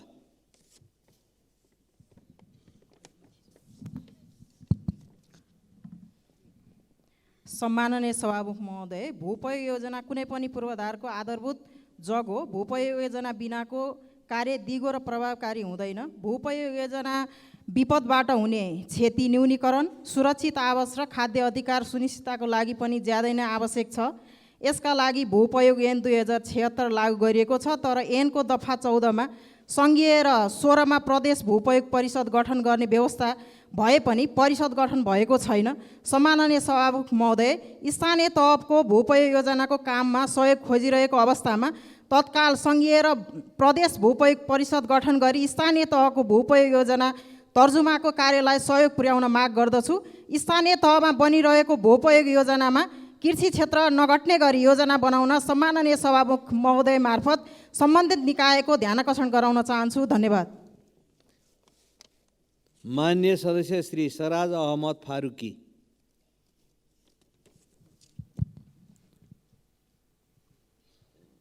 सम्मानीय सभामुख महोदय, आज हाम्रा देशका किसानहरू दयनीय अवस्थामा रहेको छन्।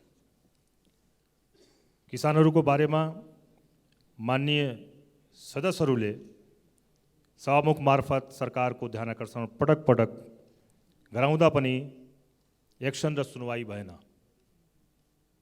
कपिलवस्तु क्षेत्रका किसानहरू कटान पटान र डुबानबाट त्राहिमाम छन्। कपिलवस्तु क्षेत्र नम्बर 3 मा बगिरहेको नदी चिरै नदी, सुरै नदी र घोरै नदीको कटानबाट सैकौँ हेक्टर जग्गा नुकसान भएको छ।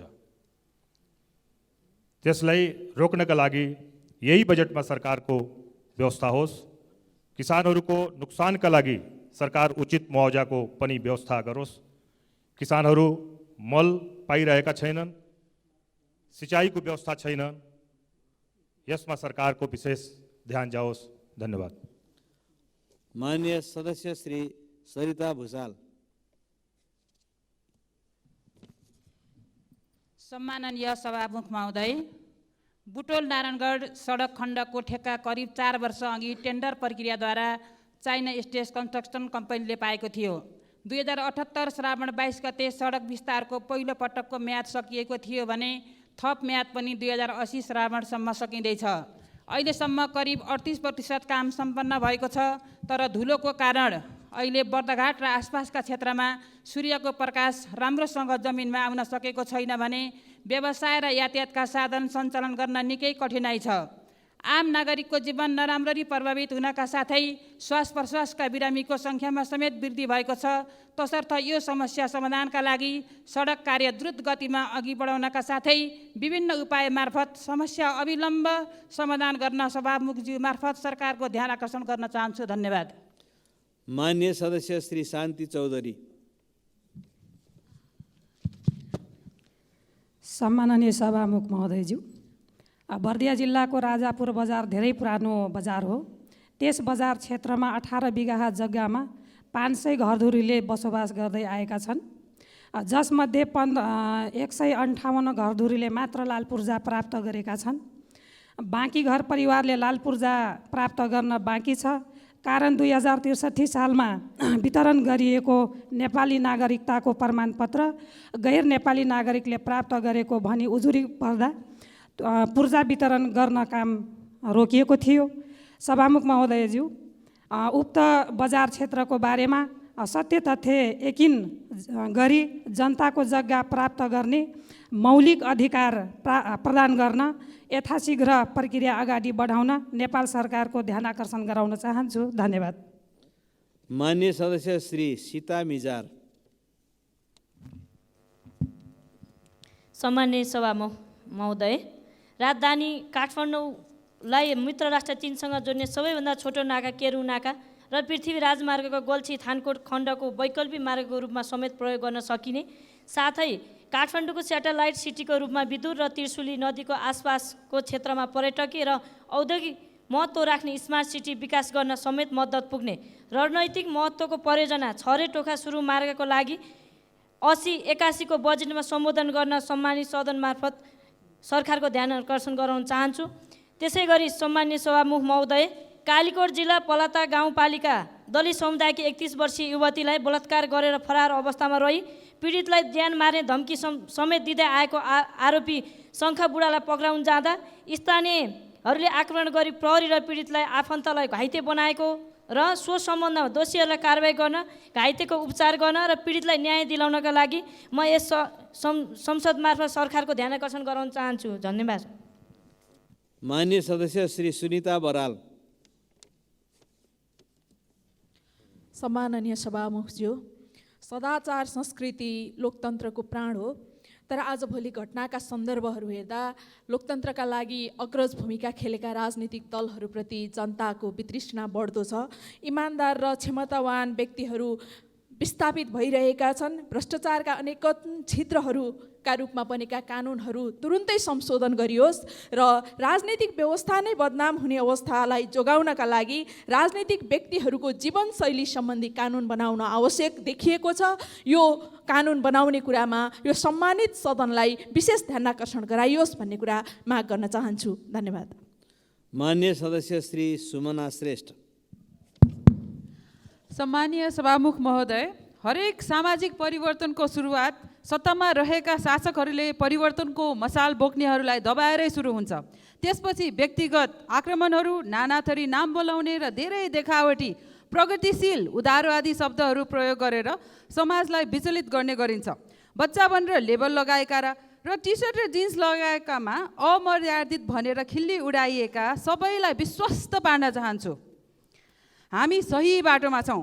चाकडीवादबाट टाढिएर पहिरनमा होइन कर्तव्य र जिम्मेवारीमा मर्यादा खोजेर जवाफदेहिताको प्रश्न सोधेर अगाडि बढेका नयाँ पुस्तामाथि यो रणनीतिक हमला हो। यसको रासोबा विरोध गर्छ। सचेत रहनुहोस्। तपाईँले हामीलाई रोक्नु सक्नुहुन्न, सक्दै त सक्नुहुन्न। जवाफ माग्न छोड्ने छैनौँ। नयाँ पुस्ताको देखिने गरी प्रतिनिधित्व गर्न बन्द गर्ने छैनौँ। जनतालाई पैसाको लागि बेच्ने, कर तिर्नेहरूको मेहनतको पैसा लगेर आफ्नो ढुकुटी जम्मा गर्ने खोक्रो राष्ट्रवादका भ्रष्टहरूलाई देशबाट मान्य सदस्य श्री सुशीला श्रेष्ठ।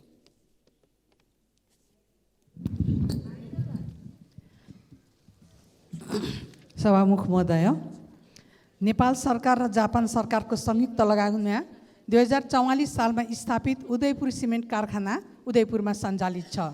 यस उद्योगले आर्थिक वर्ष 78-79 लगभग 5 करोड नाफा आर्जन गरेको छ। सरकारी स्वामित्वमा रहेको उद्योग र संस्थाहरू धराशायी हुँदै गएको आजको स्थितिमा उदयपुर सिमेन्ट कारखानाले आफ्नो आम्दानी बढाउनु प्रशंसनीय पक्ष हो। नेपालमा सञ्चालित सिमेन्ट उद्योगमा आत्मनिर्भर बन्दै गएकोले नेपालको अर्थतन्त्रमा टेवा पुगेको छ। सरकारी स्वामित्वमा रहेको राम्रो नतिजा निकाल्ने उद्योग र संस्थाहरूलाई पुरस्कृत गर्ने र खराब परिणाम दिने संस्थाहरूलाई कारबाही गरी राम्ररी उद्योग सञ्चालन गर्न पहल गरी युवाहरूलाई स्वदेशमै रोजगारी दिने वातावरण निर्माण गरी युवा सहितको देश नेपाल बनाउनका लागि सरकारले व्यवस्थापन गरियोस् भनी मान्य सदस्य श्री स्वर्णिम वाग्ले। सम्माननीय सभामुख महोदय, शरणार्थी प्रकरणमा संदिग्ध सबै छानबिनको दायरामा ल्याइनु पर्दछ र यस प्रकरणको विश्वसनीय टुङ्गो लागोस् भन्ने खबरदारी गर्न चाहे। भ्रष्टाचारको एउटा शास्त्रीय परिभाषा छ निजी लाभका लागि सार्वजनिक पदको दुरुपयोग। तर नेपालमा यसको प्रभाव व्यापक छ, जुन आधारभूत विकास निर्माणमा हामी हरेक दिन देख्दछौँ। मेरो निर्वाचन क्षेत्र तनहुँ 1 मा दर्जनौँ ठुला विकासका आयोजनाहरू अलपत्र छन्। चन्द्रावती सम्जुर पोखरीछाप सडक ठेक्का लागेर पनि 3-4 वर्षदेखि काम हुन सकेको छैन। घुमाउने र सराङघाटका पुलहरू टेन्डर लागेर पनि अगाडि बढेका छैनन्। दमौली केशवटार र सुखौरा खण्ड पनि हेलचक्र्याइले 4 वर्षदेखि अलपत्र छ। भ्रष्टाचारले सडक नबन्ने मात्र होइन, बनेका सडक पनि सुरक्षित छैनन्। हालै बन्दीपुर गाउँपालिकामा एउटा भीषण दुर्घटना भयो जहाँ मेरा प्रिय भुजेल दाजुभाइहरूको ठुलो सङ्ख्यामा मृत्यु र हताहती भयो। मलाई लाग्छ अब एउटा राष्ट्रिय भौतिक विकास प्राधिकरणको औचित्यमा हामीले बहस सुरु गर्नुपर्नेछ। धन्यवाद। मान्य सदस्य श्री सूर्यकुमारी श्रेष्ठ। सभामुख महोदय, यही मिति 2080 वैशाख 27 गतेका दिन दैलेख जिल्लाको 820 नगरपालिका वार्ड नम्बर 6 सामुदायिक माल्य वनमा भीषण आगलागी हुँदा सो आगलागीमा त्यही वार्डका 12 जना वसुन्धरा बिक, नवीन बिक, मोतिया बिक, नैना बिक, प्रकाश बिक, पूजा बिक, छत्रा बिक, जयकला बिक र जुना बिक आगोमा पोली चिकित्सक घाइते भई नेपालगञ्जको भेरी अञ्चल अस्पताल र नर्सिङ होम अस्पतालमा उपचार गर्दै गर्दा एकजना को मृत्यु भइसकेको छ भैरेविकको भने काठमाडौँको कीर्तिपुर बोन हस्पिटलमा पनि उहाँहरूको उपचार भइरहेको छ। म सरकारसँग के अनुरोध गर्न चाहन्छु भने त्यो घटनामा पर्ने सम्पूर्ण दलित बस्तीको हुनुहुन्छ, उहाँहरूको आर्थिक अवस्था अत्यन्तै कमजोर छ। उहाँहरू पूर्ण रूपले सन्चो नहुन्जेलसम्म सरकारले सम्पूर्ण औषधि निःशुल्क उपचारको व्यवस्था गरियोस् र मृत्यु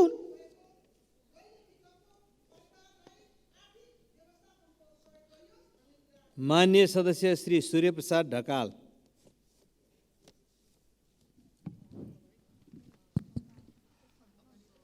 सम्माननीय सभामुख महोदय, मलखातमा भ्रष्टाचार, रेड क्रसमा भ्रष्टाचार, हज कमिटीमा भ्रष्टाचार, लडाकु समायोजनमा भ्रष्टाचार, राष्ट्रिय गौरवका योजनाहरूमा भ्रष्टाचार, नक्कली भुटानी शरणार्थीमा भ्रष्टाचार, अदालतमा भ्रष्टाचार, नापी मालपोत र यातायात कार्यालयमा भ्रष्टाचार, नीतिमा भ्रष्टाचार, पोलिसीमा भ्रष्टाचार, जताततै भ्रष्टाचार।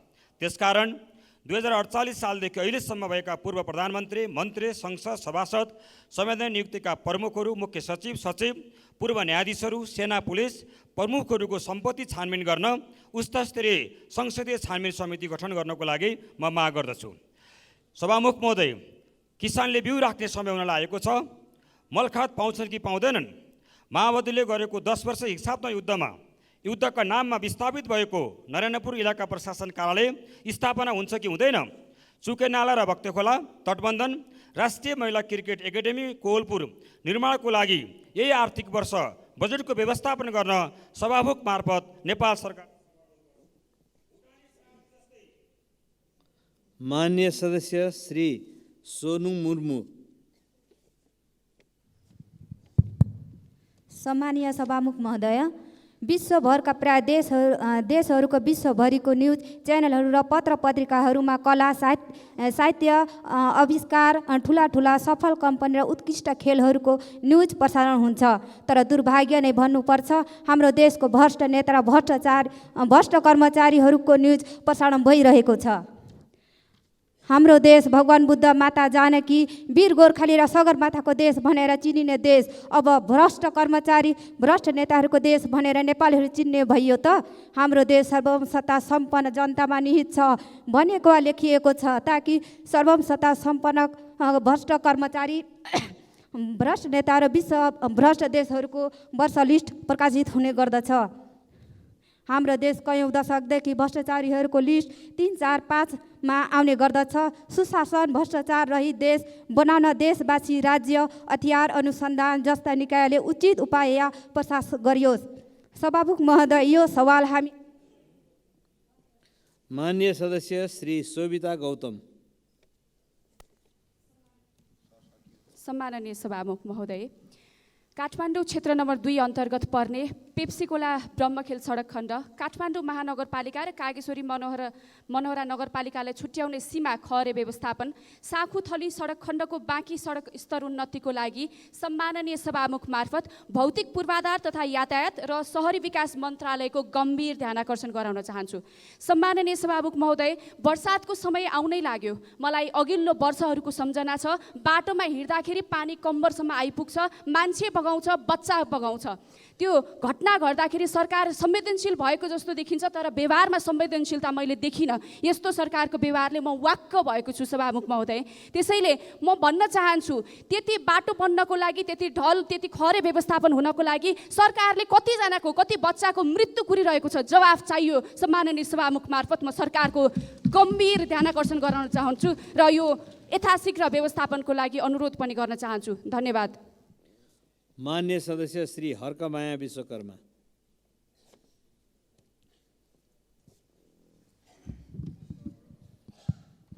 सम्माननीय सभामुखज्यू, झापा जिल्ला बिर्तामोड नगरपालिका वार्ड नम्बर 3मा मजदुरी गरी बस्ने सृजना सुनवारको छोरा 13 वर्षीयको सुजन सुनवारको वैशाख 18 गते उम्लिएको खोलेले शरीर डढेर उनी गम्भीर घाइते भएको अवस्था रहेको छ र उनलाई स्थानीय अस्पतालमा उपचारका सम्भव नभएपछि जिल्ला समन्वय समिति झापाको सहयोगमा निःशुल्क एम्बुलेन्स मार्फत वैशाख 26 गते कीर्तिपुर अस्पतालमा ल्याई भर्ना गरिएको छ। डाक्टरको रिपोर्ट अनुसार भित्रसम्म डढेको हुनाले प्लास्टिक सर्जरी गर्नुपर्ने भएको, तर उनी अति विपन्न परिवारको भएकाले कारण आफ्नो हैसियतले उपचार गर्ने अवस्था नभएका हुनाले निःशुल्क उपचारको व्यवस्था मिलाई गरिब जनतालाई सरकारको आभास दिनुहुन सम्माननीय सभामुख मार्फत सरकारको लाई हार्दिक अनुरोध गर्दछु।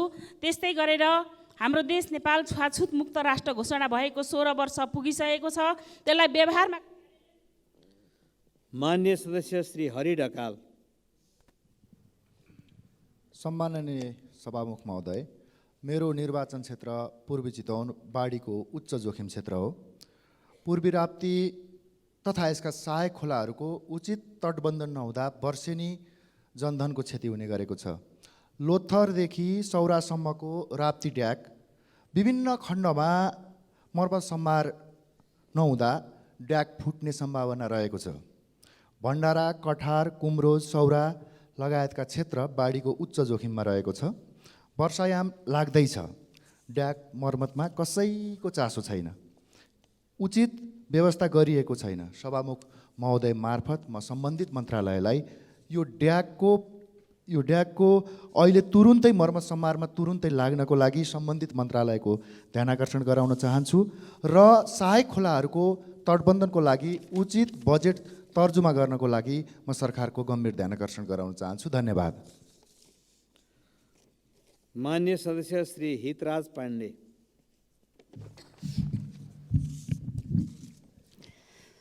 सम्मान्य सभामुख महोदय, नक्कली भुटानी शरणार्थी प्रकरणको विषयले अहिले देश तातेको छ। सरकारलाई यो विषयमा दृढताका साथ दोषीहरू पत्ता लगाएर कारबाही गरेर जनताप्रतिको विश्वास जो वृद्धि हुँदै गएको छ त्यसलाई यथार्थमा रूपान्तरण गर्नको लागि हार्दिक आग्रह गर्दछु। विपद आकस्मिक रूपमा आउने गर्छ, यसैले त्यसको पूर्व तयारीमा सरकार योजनाबद्ध रूपमा अघि बढोस्। यसका साथसाथै गोरखकाली रबर उद्योग, हेटोडा कपडा उद्योग लगायत रुग्ण उद्योगहरूलाई सञ्चालन गर्न यही बजेटमा ठोस योजना बनाएर सरकार अगाडि बढोस्। यी सबै विषयवस्तुलाई सरकारको लागि म सम्मानीय सभामुख महोदय मार्फत हार्दिक आग्रह गर्दछु। धन्यवाद। माननीय सदस्य श्री हेमराज राई। सभामुख महोदय, स्थानीय तह जनताको सबभन्दा नजिकको सरकार भन्ने कुरा हामी सबलाई थाहा छ। त्यो स्थानीय सरकारलाई कानुनद्वारा, दक्ष जनशक्तिहरूद्वारा, वैज्ञानिक उपकरणहरू प्रदान गरेर र यथेष्ट बजेटहरूद्वारा सबल गर्नु अहिले हाम्रो जिम्मेवारी हो। हामीलाई थाहा छ अत्यन्त न्यून आन्तरिक स्रोत भएको स्थानीय तहको विकास योजनाहरू सङ्घ र प्रदेशले उपलब्ध गराउने अनुदानबाट नै सञ्चालित भइरहेको छ। तर सभामुख महोदय, गएको वैशाख 14 गते सरकारबाट स्थानीय तहले पाइरहेको अनुदानमा 50% कटौती हुनेछ भन्ने परिपत्रले सिङ्गै देशका स्थानीय तह स्तब्ध बनेका छन्। त्यसले गर्दाखेरि म सभामुख महोदय मार्फत सरकारलाई अनुरोध गर्न चाहन्छु कि त्यो परिपत्र फिर्ता गरियोस् र स्थानीय तहले प्राप्त गरिरहेको अनुदानलाई यथावत रूपमा राखेर स्थानीय तहको विकास योजनामा। माननीय सदस्य श्री सीता कुमारी राणा। सम्माननीय सभामुख महोदय, दैलेख जिल्लाको 820 नगरपालिका वार्ड नम्बर 6 सिंहासनी स्थित प्रधानमन्त्री रोजगार कार्यक्रमको गोरेटो बाटो खन्ने क्रममा गएको कामदारहरू काम गरिरहेका बेलामा यही वैशाख 27 गते माल्य बुढा पहाड सामुदायिक वनमा 81 आगो लाग्दा 10जनाको शरीर जलेको थियो। गम्भीर घाइते 8 जना नेपालगञ्ज उद्धार गरिएको थियो। 1 जना उपचारको क्रममा नेपालगञ्ज निधन भएको छ। उहाँप्रति हार्दिक श्रद्धाञ्जली। घाइतेहरूप्रति चाहिँ स्वास्थ्य लाभको कामना गर्दछु। त्यहाँ पनि उपचार हुन नसकेर नेपालगञ्ज उपचार हुन नसकेर भई हाल 5 जना बिरामी वसुन्धरा बिक, पर्ज बिक, नैना बिक, नवीन बिक, जौकला बिकलाई काठमाडौँ कीर्तिपुर स्थित वर्ण अस्पतालमा ललितपुरमा हेलिकप्टरबाट उद्धार भई उपचार भइरहेको छ। 2 जना 18 वर्षीय छत्रा बिक र मोती कला बिकलाई नेपालगञ्ज नर्सिङ कलेज बाँकीमा उपचार भइरहेको छ। उक्त घाइतेहरूको उपचारमा कमी नहुन भनी नेपाल सरकार तथा स्वास्थ्य जनसङ्ख्या मन्त्रालय र गृह मन्त्रालयको ध्यान आकर्षण गर्न चाहन्छु। मान्य सदस्य श्री हृदयराम थानी। सम्माननीय सभामुख महोदय, आज सम्माननीय सभामुख महोदय मार्फत मेरो गृह मन्त्रालयमा अनुरोध हो। कर्णाली प्रदेशको प्रहरी तालिम केन्द्र अहिले पनि लुम्बिनी प्रदेशको नेपालगञ्जमा राखिएको अवस्था छ। त्यसैले मेरो सर्वप्रथम के आग्रह छ भने यसलाई छिटोभन्दा छिटो र कर्णाली प्रदेशमा स्थानान्तरण गर्नुपर्छ भन्ने मेरो गृह मन्त्रालयसँग मेरो जोरदार माग रहन्छ। त्यसै गरेर जहाँसम्म स्थानको कुरो छ, पञ्चपुरी नगरपालिका वार्ड नम्बर 8 को दुलाल थाईको मौरी डाँडामा रहेको जग्गा प्रयोग लिँदा कुनै पनि प्रकारको क्षति नहुने जग्गा भएकोले त्यस ठाउँमा राख्न उपयुक्त हुन्छ भन्ने कुरा पञ्चपुरी नगरपालिकादेखि स्थानीय सबै तहहरूले त्यसमा स्वीकृति र मन्जुरीनामा दिइसकेको अवस्था छ। त्यसै गरेर सुर्खेतको जिल्ला प्रशासन कार्यालयले गृह मन्त्रालयमा पत्र पठाएको अवस्था छ। हामी सांसदहरूले पनि गृह मन्त्रीज्यू कहाँ निवेदन पेश गरेका छौँ। त्यसैले मेरो माग रहन्छ कि कर्णाली प्रदेशको प्रहरी तालिम केन्द्र नेपालगञ्जमा राखिरहनु उपयुक्त नहुने भएकोले छिटोभन्दा छिटो यसको स्थानान्तरण कर्णाली प्रदेशमै गरियोस् भन्ने मेरो माग छ। मान्य सदस्य श्री ज्ञानु बस्नेत सुवेदी। सम्माननीय सभामुख महोदय, नक्कली भुटानी शरणार्थी बनाई करोडौँ अपचलन गर्ने षड्यन्त्रको पर्दाफास हुने क्रमसँगै नेपाली जनता र इमान्दार राजनीतिकर्मीमा खुसी छाएको छ। यसको लागि म नेपाल सरकार, सम्माननीय प्रधानमन्त्री र माननीय गृहमन्त्रीमा धन्यवाद र आभार प्रकट गर्दछु। सिङ्गो देशले यो ऐतिहासिक युगान्तकारी र साहसिक कदमको समर्थनमा सडकमा ऐक्यबद्धता प्रकट गरिरहेको छ। म सडकमा उल्लिएको जनताको अपार समर्थनप्रति ऐक्यबद्धता समेत प्रकट गर्दछु। सम्माननीय सभामुखज्यू, भ्रष्टाचारलाई समूल नष्ट गर्न सरकार, सदन र नेपाली जनतामा उच्च प्रकारको एकता र पहल कदमी आवश्यक छ। भ्रष्टाचार नेपाली समाजको विकास र समृद्धिको प्रमुख बाधक हो। त्यसैले सम्माननीय सभामुख महोदय मार्फत नेपाल सरकारलाई ध्यान आकर्षण गराउन चाहन्छु कि यो प्रकरणका दोषीलाई कडा कारबाही होस् र विगतका सबै भ्रष्टाचारका काण्डहरू पल्टाई यो वर्ष भ्रष्टाचार निर्मूल वर्षमा रूपान्तरण गरी इतिहासमा स्वर्ण अक्षरले लेखौँ। धन्यवाद। लाल सलाम। मान्य सदस्य श्री ज्ञानेन्द्र बहादुर कार्की।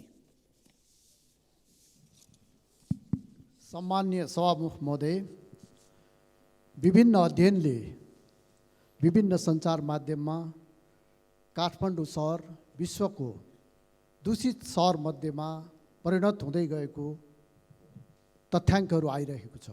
त्यसै गरेर काठमाडौँ उपत्यकामा मात्र जामका कारणले 1 खरब 49 करोडभन्दा बढी आर्थिक क्षति भइराखेको समाचारहरू पनि आइरहेको छ। यी समाचारहरू पढ्दाखेरि हामीलाई एकछिन उत्तेजना दिएला, के गर्ला, तर यी हाम्रो वर्तमान र भविष्यका निमित्त धेरै ठुला चुनौतीहरू हुन्। तसर्थ हामी सबै यसप्रति जागरुक बनौँ, सचेत बनौँ, गम्भीर बनौँ र जिम्मेवार बनौँ। र म सरकारलाई यी जटिल समस्याहरूलाई समाधान गर्नका निमित्त आजकै दिनदेखि कार्यतालिका। मान्य सदस्यहरू, शून्य समयमा बोल्ने क्रम यही। मान्य सदस्य श्री ज्ञानबहादुर साई। सम्माननीय समय 3 मिनट। सम्माननीय सभामुख महोदय, माननीय सदस्यज्यूहरू, एउटा कथा भन्न चाहन्छु म। एउटा गाउँमा चोर आएछ। चोर आइसकेपछि गाउँलेले चोर आयो भनेर थाहा पाएछन् अनि सबै गाउँलेले चोर आयो भनेर बाहिर निस्केछन्। अनि चोर चाहिँ पछाडिबाट भागेर जहाँ गाउँलेले चोर आयो भने त्यो भिडमा मिसिएछ। फेरि त्यसपछि त्यहीँबाट उसले चिच्याउन थालेछ, चोर आयो भनेछ। गाउँलेलाई थाहा भएनछ कि उहाँहरूकै भिडमा त्यही चोर पसेको थियो। अहिले भ्रष्टाचार विरुद्धको आन्दोलन जो सडकमा भइरहेछ, स्वयं भ्रष्टाचारीका आरोप लागेका आरोपीहरू भ्रष्टाचार विरुद्धको आन्दोलनमा भ्रष्टाचारी मुर्दाबाद भन्दै हिँडेका छन्। यसले अहिले होइन, 34 वर्षदेखि यही प्र्याक्टिस भइरहेछ। भ्रष्टाचार विरुद्धका कुराहरू उठ्छन्, स्वयं भ्रष्टाचारका आरोपितहरू भ्रष्टाचारका विरुद्धको आन्दोलनमा जान्छन्। र भ्रष्टाचार भनेको सिर्फ पैसाको चलखेल होइन, यो देशको कानुनलाई मिच्नु पनि भ्रष्टाचारको एउटा अर्को नमुना हो। भ्रष्ट भनेको भ्रष्ट आचरण हो। त्यो भएको हुनाले म कहिलेकाहीँ यो सडकमा उठेका आन्दोलनलाई हेर्दाखेरि मलाई आफै दिक्क लाग्छ, किनभने यस्ता प्रवृत्तिका आन्दोलनले भ्रष्टाचारलाई न्यूनीकरण होइन कि भ्रष्टाचारलाई धन थप संरक्षण गर्दछन्। र अर्को एउटा कुरा म भन्न चाहन्छु, एउटा कुराले ठिक्क कामले दिक्क भएको छ यो संसद। ल आज यो संसदमा सबै माननीयहरू हुनुहुन्छ। यो देशमा भ्रष्टाचारलाई निर्मूल बनाउने, कानुन बनाउने यदि कोही थलो हो भने यही सदन हो, तपाईँ हामी माननीयज्यू मात्रै हो। यहाँभन्दा अन्त कहीँ पनि ठाउँ छैन। तर भ्रष्टाचारलाई निर्मूल पार्नका लागि अहिले बन्दै गरेको कानुन या बनिसकेको कानुनलाई पनि म्याद हदबन्दी भनेर 5 वर्ष मात्रै तपाईँको छानबिन गर्न पाउने भनेर यहीँ सदनबाट गएको छ। हामी सडकमा होइन कि यही सदनमा के तपाईँहरू तयार हुनुहुन्छ? म आज नाम भन्न चाहन्छु। ल तयार हुने हो भने तपाईँहरू तयार हुनुहोस्। ल सुडान घोटाला काण्डको छानबिन गर्न, लाउडा घोटाला काण्ड छानबिन गर्न, चेज एयर काण्ड छानबिन गर्न, चाइना साउथ वेस्ट काण्ड छानबिन गर्न, एयरबस काण्ड छानबिन गर्न, वाइट बडीको छानबिन गर्न, 33 किलो सुन काण्ड छानबिन गर्न, एनसेललाई छानबिन गर्न, चमेलिया जलविद्युत आयोजनाको भ्रष्टाचार छानबिन गर्न, 4G काण्डको 4G टेलिफोन सेवाको काण्डलाई छानबिन गर्न, न्यारो बोडी ओम्नी अमेरिकाबाट आएको स्रोत नभएको 40 करोडको काण्ड, महराको टेप काण्ड, क्यान्टेनमेन्ट घोटालामा 8,460 जना लडाकुको, नामै नभएका लडाकुको अरबौँ रुपियाँ वर्षौँसम्म हिनामिना गर्ने काण्ड, बुढी गण्डकीको जलविद्युत काण्ड, त्यति गरेर लाइसेन्स छपाई कमिसन काण्ड, ललिता निवास प्रकरण, नक्कली भुटानी शरणार्थी नेपाल ट्रस्टको जग्गाको प्रकरणमा तपाईँको काण्ड, CCTV फुटेज काण्ड, 25 मेगावाटको सोलर ठेक्का काण्ड, नेपालकै पहिलो जुट मिलको तपाईँको जग्गाको प्रकरण काण्डमा के तपाईँहरू साँच्चै भ्रष्टाचारका विरुद्धमा लड्ने हो भने पार्टी, पङ्क्ति, दल, सिद्धान्तभन्दा माथि उठेर कानुन बनाउन तयार हुनुहुन्छ भने ल आज म हेर्न चाहन्छु, हात खडा गर्नुहोस् न। ल गर्नुहोस् खडा, हुनुहुन्छ कोही? त्यही भए हुनाले मैले अहिले पनि भन्न चाहन्छु, यसो नगरौँ। कृपया तिमी हेरे जस्तो गर्नु, म देखे जस्तो गर्छु, तिमी खेदे जस्तो गर्नु, म दौडे जस्तो गर्छु। यस्तो प्रवृत्तिले भ्रष्टाचारलाई न्यूनीकरण गर्दैन। भ्रष्टाचारलाई न्यूनीकरण गर्ने, भ्रष्टाचार गर्नेहरूलाई 3 पुस्ते सम्पत्ति हरण गर्ने आजीवन कारावास ठोक्ने कानुन यही सदनबाट आजका दिनबाट पार्टी, पङ्क्ति, सिद्धान्त नभएर लागू गरौँ। हामीले कानुन बनाएर त्यसपछि कारबाही गर्न कसले रोक्छ? कसैले रोक्दैन। त्यही भएर सडक आन्दोलनभन्दा संसद आन्दोलन गरौँ, संसदमा एकजुट भएर अगाडि बढौँ, म यही भन्न चाहन्छु। र साथसाथै सम्पूर्ण माननीयज्यूहरू अनुरोध छ, हामी सम्पत्ति देखाइदिउँ न, हाम्रो चुनावी खर्च देखाइदिउँ न। एकछिन तपाईँको भ्रष्टाचारका काण्डमा कहीँ न कहीँ हामी यही संसदभित्र भएकै व्यक्तिहरूको नाम जोडिएको छ, अर्थात् आफ्नो नाम नजोडे पनि आफ्ना आसेपासेको नाम जोडिएको छ। आज यो देश भ्रष्टाचारले व्यक्त भएको छ, भ्रष्टाचार मूल आक्रान्त छ। त्यही भएर सडकमा होइन सदनबाट कानुन बनाऊ। यति भन्दा बिदा हुन्छ। हस्, धन्यवाद बोल्न दिएको सभामुख महोदयज्यू। देवेन्द्र पौडेल, समय 7 मिनट। त्यसपछि माननीय सदस्य गणेश पराजुली। सम्माननीय सभामुख महोदय, यति बेलाको अर्थ प्रणाली निकै जटिलतामा, निकै अप्ठ्यारोमा पुगेको छ। यसै प्रसङ्गसँगै देशमा भ्रष्टाचारका विषयहरूमा हामी गम्भीर समीक्षा, छलफल, बहस र आम जनताको भावना प्रकट भएको विशेष अवस्थामा हामी प्रवेश गरेका छौँ। सम्माननीय सभामुख महोदय, हामी देशको अर्थ प्रणाली सुधार गर्ने र लयमा ल्याउने प्रक्रियामा अगाडि बढेका छौँ। चालु 9 महिनामा व्यापार घाटा 17.1% रहेको छ। राजस्व लक्ष्य कुल 14 खर्ब 3 अरब मध्ये 60% पनि नपुग्ने देखिन्छ। आर्थिक वृद्धि चालु वर्षमा आधारभूत मूल्यमा 2.16% र उत्पादनको मूल्यमा 1.86% भएको देखिन्छ। पुरानो ऋणीको सावा ब्याज तिर्न पनि थप ऋण ल्याउनु पर्ने अवस्था सिर्जना भएको छ। दाताहरूबाट अपेक्षा गरिएको 55 अरब मध्ये 9% मात्रै आएको देखिन्छ र यो देशको चाहिँ अवस्था हो। निजी क्षेत्रले मात्रै 70% रोजगारी, 82% आर्थिक उत्पादकत्व र 85% बैंकिङ लगानी, सार्वजनिक यातायातमा मात्रै 98% लगानी गरेर देशको यो अहिलेको चाहिँ अवस्थामा आर्थिक क्षेत्रमा टेवा पुर्याएको हामी पाउँछौँ। र यति बेला मिटर ब्याजीको अवस्था, यति बेला व्यवसायीको अवस्था, यति बेला ब्याङ्कबाट लोन लिएका नागरिकहरूको अवस्था जटिल बनेको छ। र यही अवस्थामा यति बेला हामी सबैले सुनेको यो खास गरी यो नेपाली नागरिकलाई विदेशी बनाएर नेपाली नागरिक त पनि विदेशी बनाएर अर्को देशमा पठाउने गम्भीर प्रकारको घटना सार्वजनिक भएको छ। यो घटनामा कतिपय मान्यहरूले यहाँ सरकारको बारेमा प्रश्न उठाउनु भएको छ। मैले त सरकारलाई हार्दिक धन्यवाद दिन चाहन्छु। राम्रो काम गरेको बेलामा इमान्दारितापूर्वक समर्थन गर्न डराउनु हुँदैन। यो भ्रष्टाचारको विषय पक्ष र प्रतिपक्षको विषय होइन, यो साझा हामी नागरिकहरूको नेपालको साझा विषय हो। के नेपाल सुशासन नभएको देश हो, सम्माननीय सभामुख महोदय? के न्याय लुटिएको देश हो? के चाहिँ कानुन मरेको देश हो? जिम्मेवारी समाप्त भएको देश हो? दायित्व गुमनाम भएको देश हो र जवाबदेहिता नभएको देश हो र सम्माननीय सभामुख महोदय? यदि यी विषयहरूको प्रत्याभूति दिलाउने देशको रूपमा हामी परिचित हुनु छ भनेदेखि भ्रष्टाचारको यो अभियानमा हामी साझा सङ्कल्पका साथ अगाडि बढ्न जरुरी छ। आरोप प्रत्यारोप होइन, एउटा विषयको छानबिन चलिरहेका बेलामा अर्को विषय उठाइदिएर सम्पूर्ण मान्यजीहरूसँग म विषय अनुरोध गर्न चाहन्छु, त्यस प्रकारले विषयान्तर नगरौँ। अहिले यति बेला भुटानी शरणार्थीहरूको विषय गम्भीरतापूर्वक उठेको छ।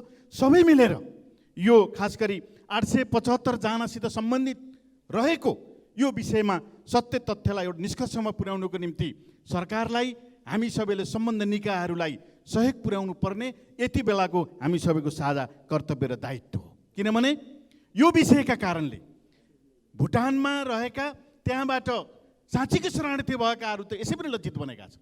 त्यसको साथसाथै अमेरिका जस्तो देश पनि हाम्रो देशले के गरिरहेका छ भन्ने कुराको निकै चाहिँ नकारात्मक चित्रण लिएर अमेरिका जस्तो हाम्रो मित्रराष्ट्र पनि पक्कै पनि चासोको रूपमा हेरेको हामी पाउँछौँ। नजिकका भारत र चीन जस्ता देशहरू जसले अहिलेको विश्वमा आर्थिक हिसाबले पनि अरू कयौँ हिसाबले प्रगति गर्दै अगाडि बढेका छन्। ती दुईटा छिमेकी देशको बिचमा हामी छौँ र हामीले हाम्रो देशको राष्ट्रियता, हाम्रो देशको सार्वभौमिकतालाई मध्यनजर गर्दै यस प्रकारका घटनाहरूलाई हामीले ठिक ढङ्गले ल्यान्डिङ गर्नुपर्ने अवस्था रहेको छ। ट्रान्सपरेन्सी इन्टरनेसनलले 2022मा प्रकाशित गरेको प्रतिवेदनमा नेपाल 34 अङ्कसहित 180 देशमध्ये 110 स्थानमा देखिएको छ। यो गम्भीर हो र यसले पनि के कुरो देखाउँछ भनेदेखि हामीले यो क्षेत्रमा सामूहिक सङ्कल्प गरेर अगाडि बढ्नुपर्ने, सामूहिक रूपमा दोषारोपण गर्ने होइन, हामी मिलेर चाहिँ अगाडि बढ्नुपर्ने कुरा यो चाहिँ तथ्याङ्कले पनि प्रष्ट गरेको छ। राजनीतिक नेतृत्व र प्रशासनप्रति नै एक प्रकारको वितृष्णा पैदा भएको छ। भर्खरै बोल्ने मान्यहरूले पनि केही विषयहरू उठाउनु भयो। कतै देशबाट हाम्रो कार्यकारी प्रमुख अरू देशमा भ्रमण जाँदाखेरि कुनै त्यस प्रकारका परिघटनाहरू हुन्छ नि भनेर जुन सचेत बनाउनु भएको छ, म के भन्न चाहन्छु भनेदेखि हावामा बहस नगरौँ, तथ्यमा उभिएर बहस गरौँ र सबै दलसँग सुझाव लिएर मात्रै सम्माननीय प्रधानमन्त्रीले त्यस प्रकारका देशहरूको नेपालको कूटनीति, नेपालको सार्वभौमिकता, नेपालको अखण्डतालाई अक्षुण्ण राख्ने गरी अगाडि बढ्ने विश्वास पनि प्रधानमन्त्रीले यो सदनमा नै पेश गरेर अगाडि जानुहुनेछ। म यो कुरा पनि आशंका नगरिकन बुझ्न म यहाँ अनुरोध गर्न चाहन्छु। त्यस कारणले सम्माननीय सभामुख महोदय, हामी यो छानबिनको प्रक्रियामा रहेको विषयलाई विषयान्तर नगरिकन पहिला पनि उठेका थिए कतिपय कुराहरू, ती कुराहरूको पनि क्रमशः हामी छानबिन गर्नेछौँ। क्रमशः त्यस प्रकारका विषयहरू जस्तो ओम्नी प्रकरण, सेक्युरिटी प्रिन्टिङ प्रेस प्रकरण, बालुवाटार प्रकरण, कहिलेकाहीँ एनसेल प्रकरण, सुन प्रकरण, तस्करी प्रकरण जस्ता विषयहरू छन्, उठेका थिए। यी विषयहरूको पनि हामी छानबिन गरौँला। तर अहिले जसरी चाहिँ नेपालको प्रशासन प्रहरीले सक्रियतापूर्वक यो विषयलाई टुङ्गोमा पुर्याउनको निम्ति पहल कदमी लिएको छ, सरकारले जसरी तदारुकका साथ गृह मन्त्रालय र प्रधानमन्त्री कार्यालयले स्वयं चाहिँ सम्माननीय प्रधानमन्त्री पहल लिनुभएको छ, हामी यो विषयलाई सबैको चाहिँ सहयोग, सबैको चाहिँ मद्दत लिएर निष्कर्षमा पुर्याउनको निम्ति म सम्माननीय सभामुख महोदय मार्फत सम्पूर्ण मान्यजीहरूलाई विशेष अनुरोध गर्न चाहन्छु। नेपालमा अख्तियार दुरुपयोग अनुसन्धान आयोग, राजस्व अनुसन्धान विभाग, सम्पत्ति शुद्धिकरण अनुसन्धान विभाग, राष्ट्रिय सतर्क केन्द्र जस्ता महत्त्वपूर्ण निकायहरू छन्। यी निकायहरू सुस्ताएर बस्नु हुँदैन।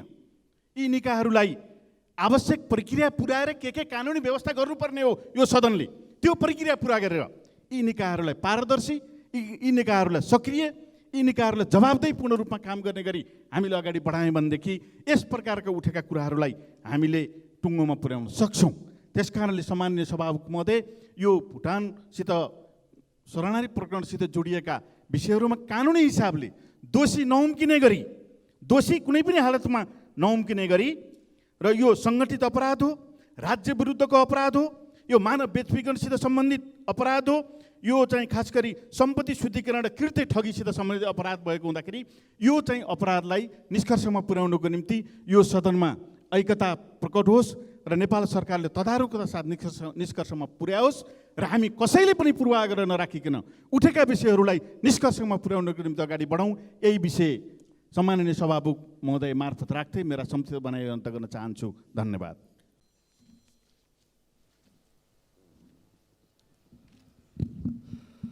सभामुख महोदय, म आज आफ्ना पुराना मित्र प्रजातान्त्रिक आन्दोलनका एकजना नेता, लेखक, सम्पादक र नेपाली काङ्ग्रेसको इतिहासको प्रारूप भन्ने दुईटै महत्त्वपूर्ण कृतिका लेखक श्री पुरुषोत्तम बस्नेतप्रति हार्दिक श्रद्धाञ्जली व्यक्त गर्न चाहन्छु। उहाँको निधनमा नेपालले एक निष्ठावान लोकतान्त्रिक योद्धा गुमाएको छ। उहाँका परिवारजनप्रति संवेदना पनि व्यक्त गर्न चाहन्छु। अर्को एउटा कुरा सुन्दा पनि बडा नरमाइलो लाग्यो। सत्तारूढ गठबन्धनको सबभन्दा ठुलो पार्टीको सांसदले पुलमुनि गएर अनसन बसेर संसद चलिरहेको बेला संसदमा अनुपस्थिति देखाउनु आफैमा बडा नमिठो घटना हो। म यो घटनाप्रति चिन्ता व्यक्त गर्न चाहन्छु। अनसन बस्ने सांसदप्रति आफ्नो ऐक्यबद्धता व्यक्त गर्न चाहन्छु। सभामुख महोदय, म अब आफ्नो मूल विषयमा आउँछु। आज बिहान म 24 गतिको कान्तिपुर र यो जेठ महिनाको हिमालमा कनक दीक्षितको लेख पढिरहेको थिएँ। त्यो दुईटा मलाई बडा कनेक्टेड लाग्यो। केही समय अगाडि हाम्रो यही सांसदका माननीय सांसद गृहमन्त्री रवि लामिछाने गृहमन्त्री हुनुभएको बेलामा नेसनल आइडी सम्बन्धी एउटा ठेक्का सरकारले रद्द गर्यो। त्यो रद्द गर्नुका विभिन्न कारणमध्ये एउटा कारण के दिएको थियो भन्दाखेरि त्यो ठेक्का दिँदाखेरि नेपालको एउटा चाहिँ नेसनल आइडीमा रहेका नामहरू लगायत गोपनीय जानकारीहरू विदेशीको हातमा जान्छ भनेर तर्क दिएको थियो। त्यो तर्क मलाई पनि उचित लागेको थियो। तर त्यस्तो तर्क गर्ने सरकारले भारत भ्रमणका लागि भनेर एजेन्डा तय गर्दा सभामुख महोदय नेपालको अर्को वित्तीय गोपनीयता विदेशीलाई सुम्पने काम गर्दैछ। 24 गतेको सभामुख महोदय, म यो कान्तिपुर सभामुख महोदय यहाँ छ, मसँग मुख्य समाचार छ। त्यो समाचार के भन्दाखेरि राष्ट्र बैंक र नेपालका वित्तीय संस्थाहरू मिलेर बनाएको एउटा वित्तीय डिजिटल भुक्तानी प्रणाली, भारत र नेपालको बिचमा हुने डिजिटल भुक्तानी प्रणालीलाई त्यो समर्थन गर्न राष्ट्र ब्याङ्कले प्रधानमन्त्रीको भारत भ्रमणमा एजेन्डा बनोस् भनेर परराष्ट्र मन्त्रालयले चिठी लेखेको छ।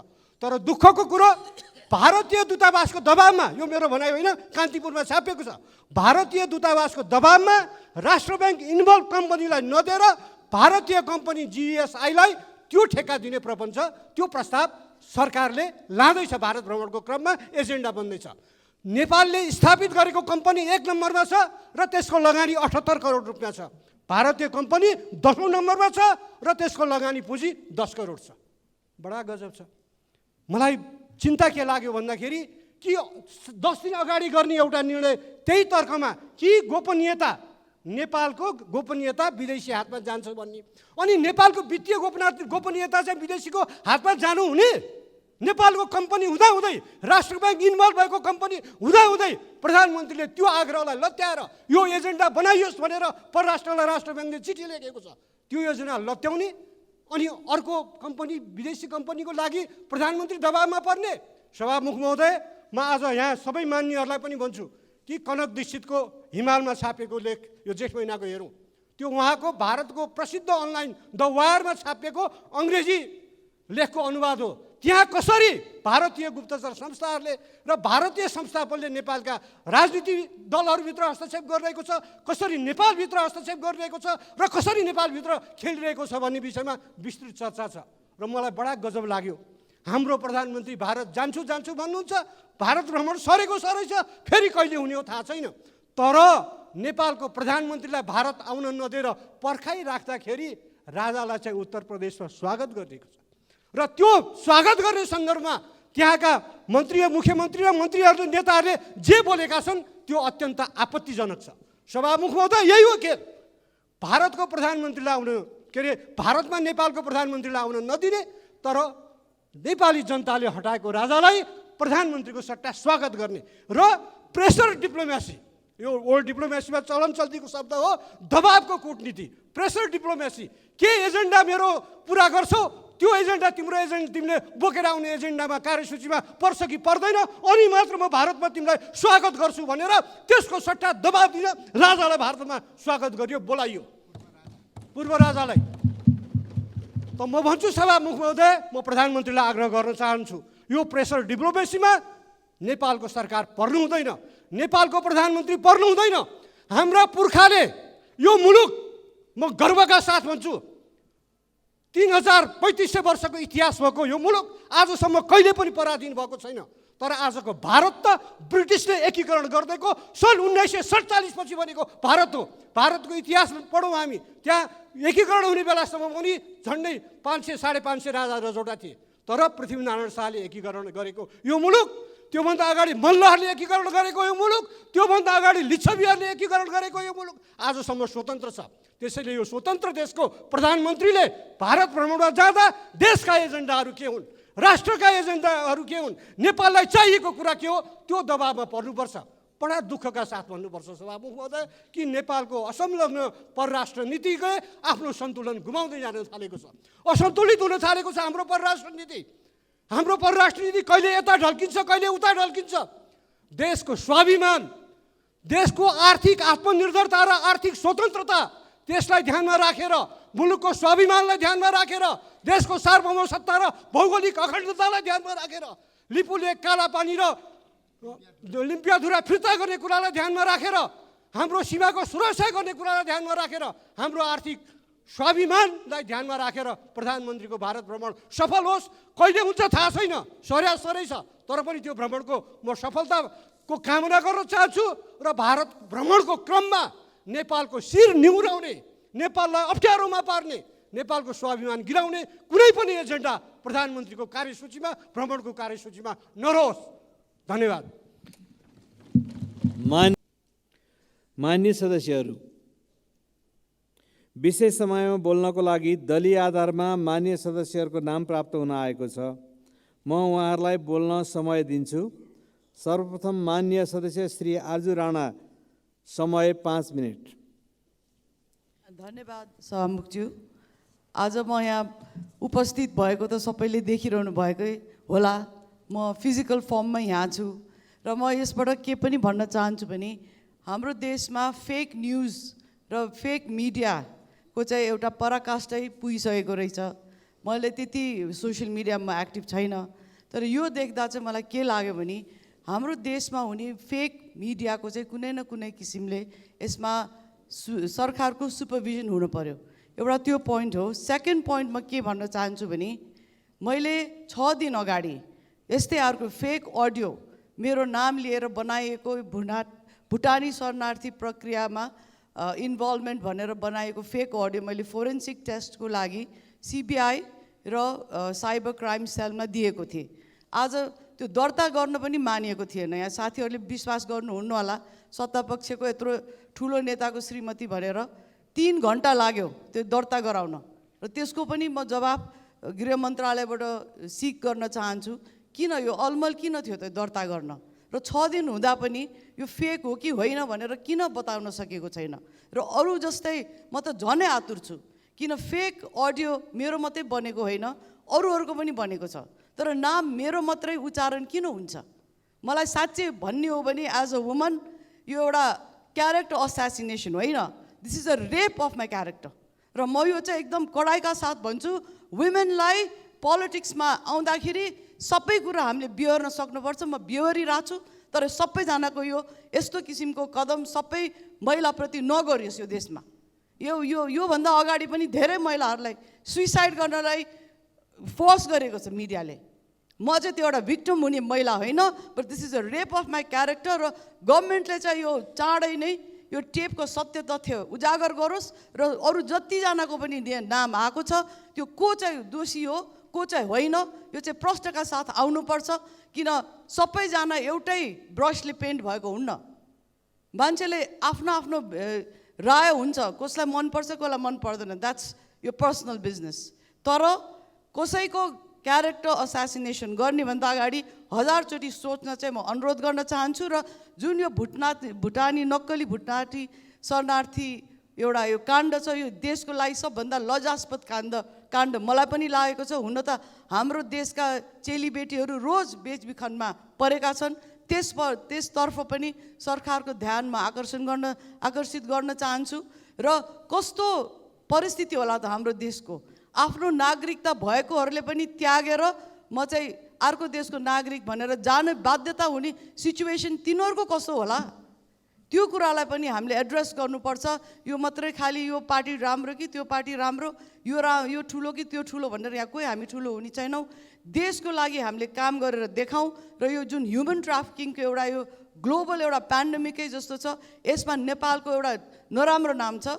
यहाँबाट धेरै चेलीहरू ट्राफिक भएर जान्छन्। त्यसको लागि चाहिँ म सभामुखज्यूलाई आग्रह गर्न चाहन्छु कि हामीले एउटा स्पेसल कमिटी अन ट्राफिकिङ बनाऊँ र जति पनि ट्राफिकर्सहरू नेपालमा एक्टिभ छन् त्योभन्दा राम्रो काम सरकारले गरेर देखाओस्, किन हामीले रोक्न सक्छौँ।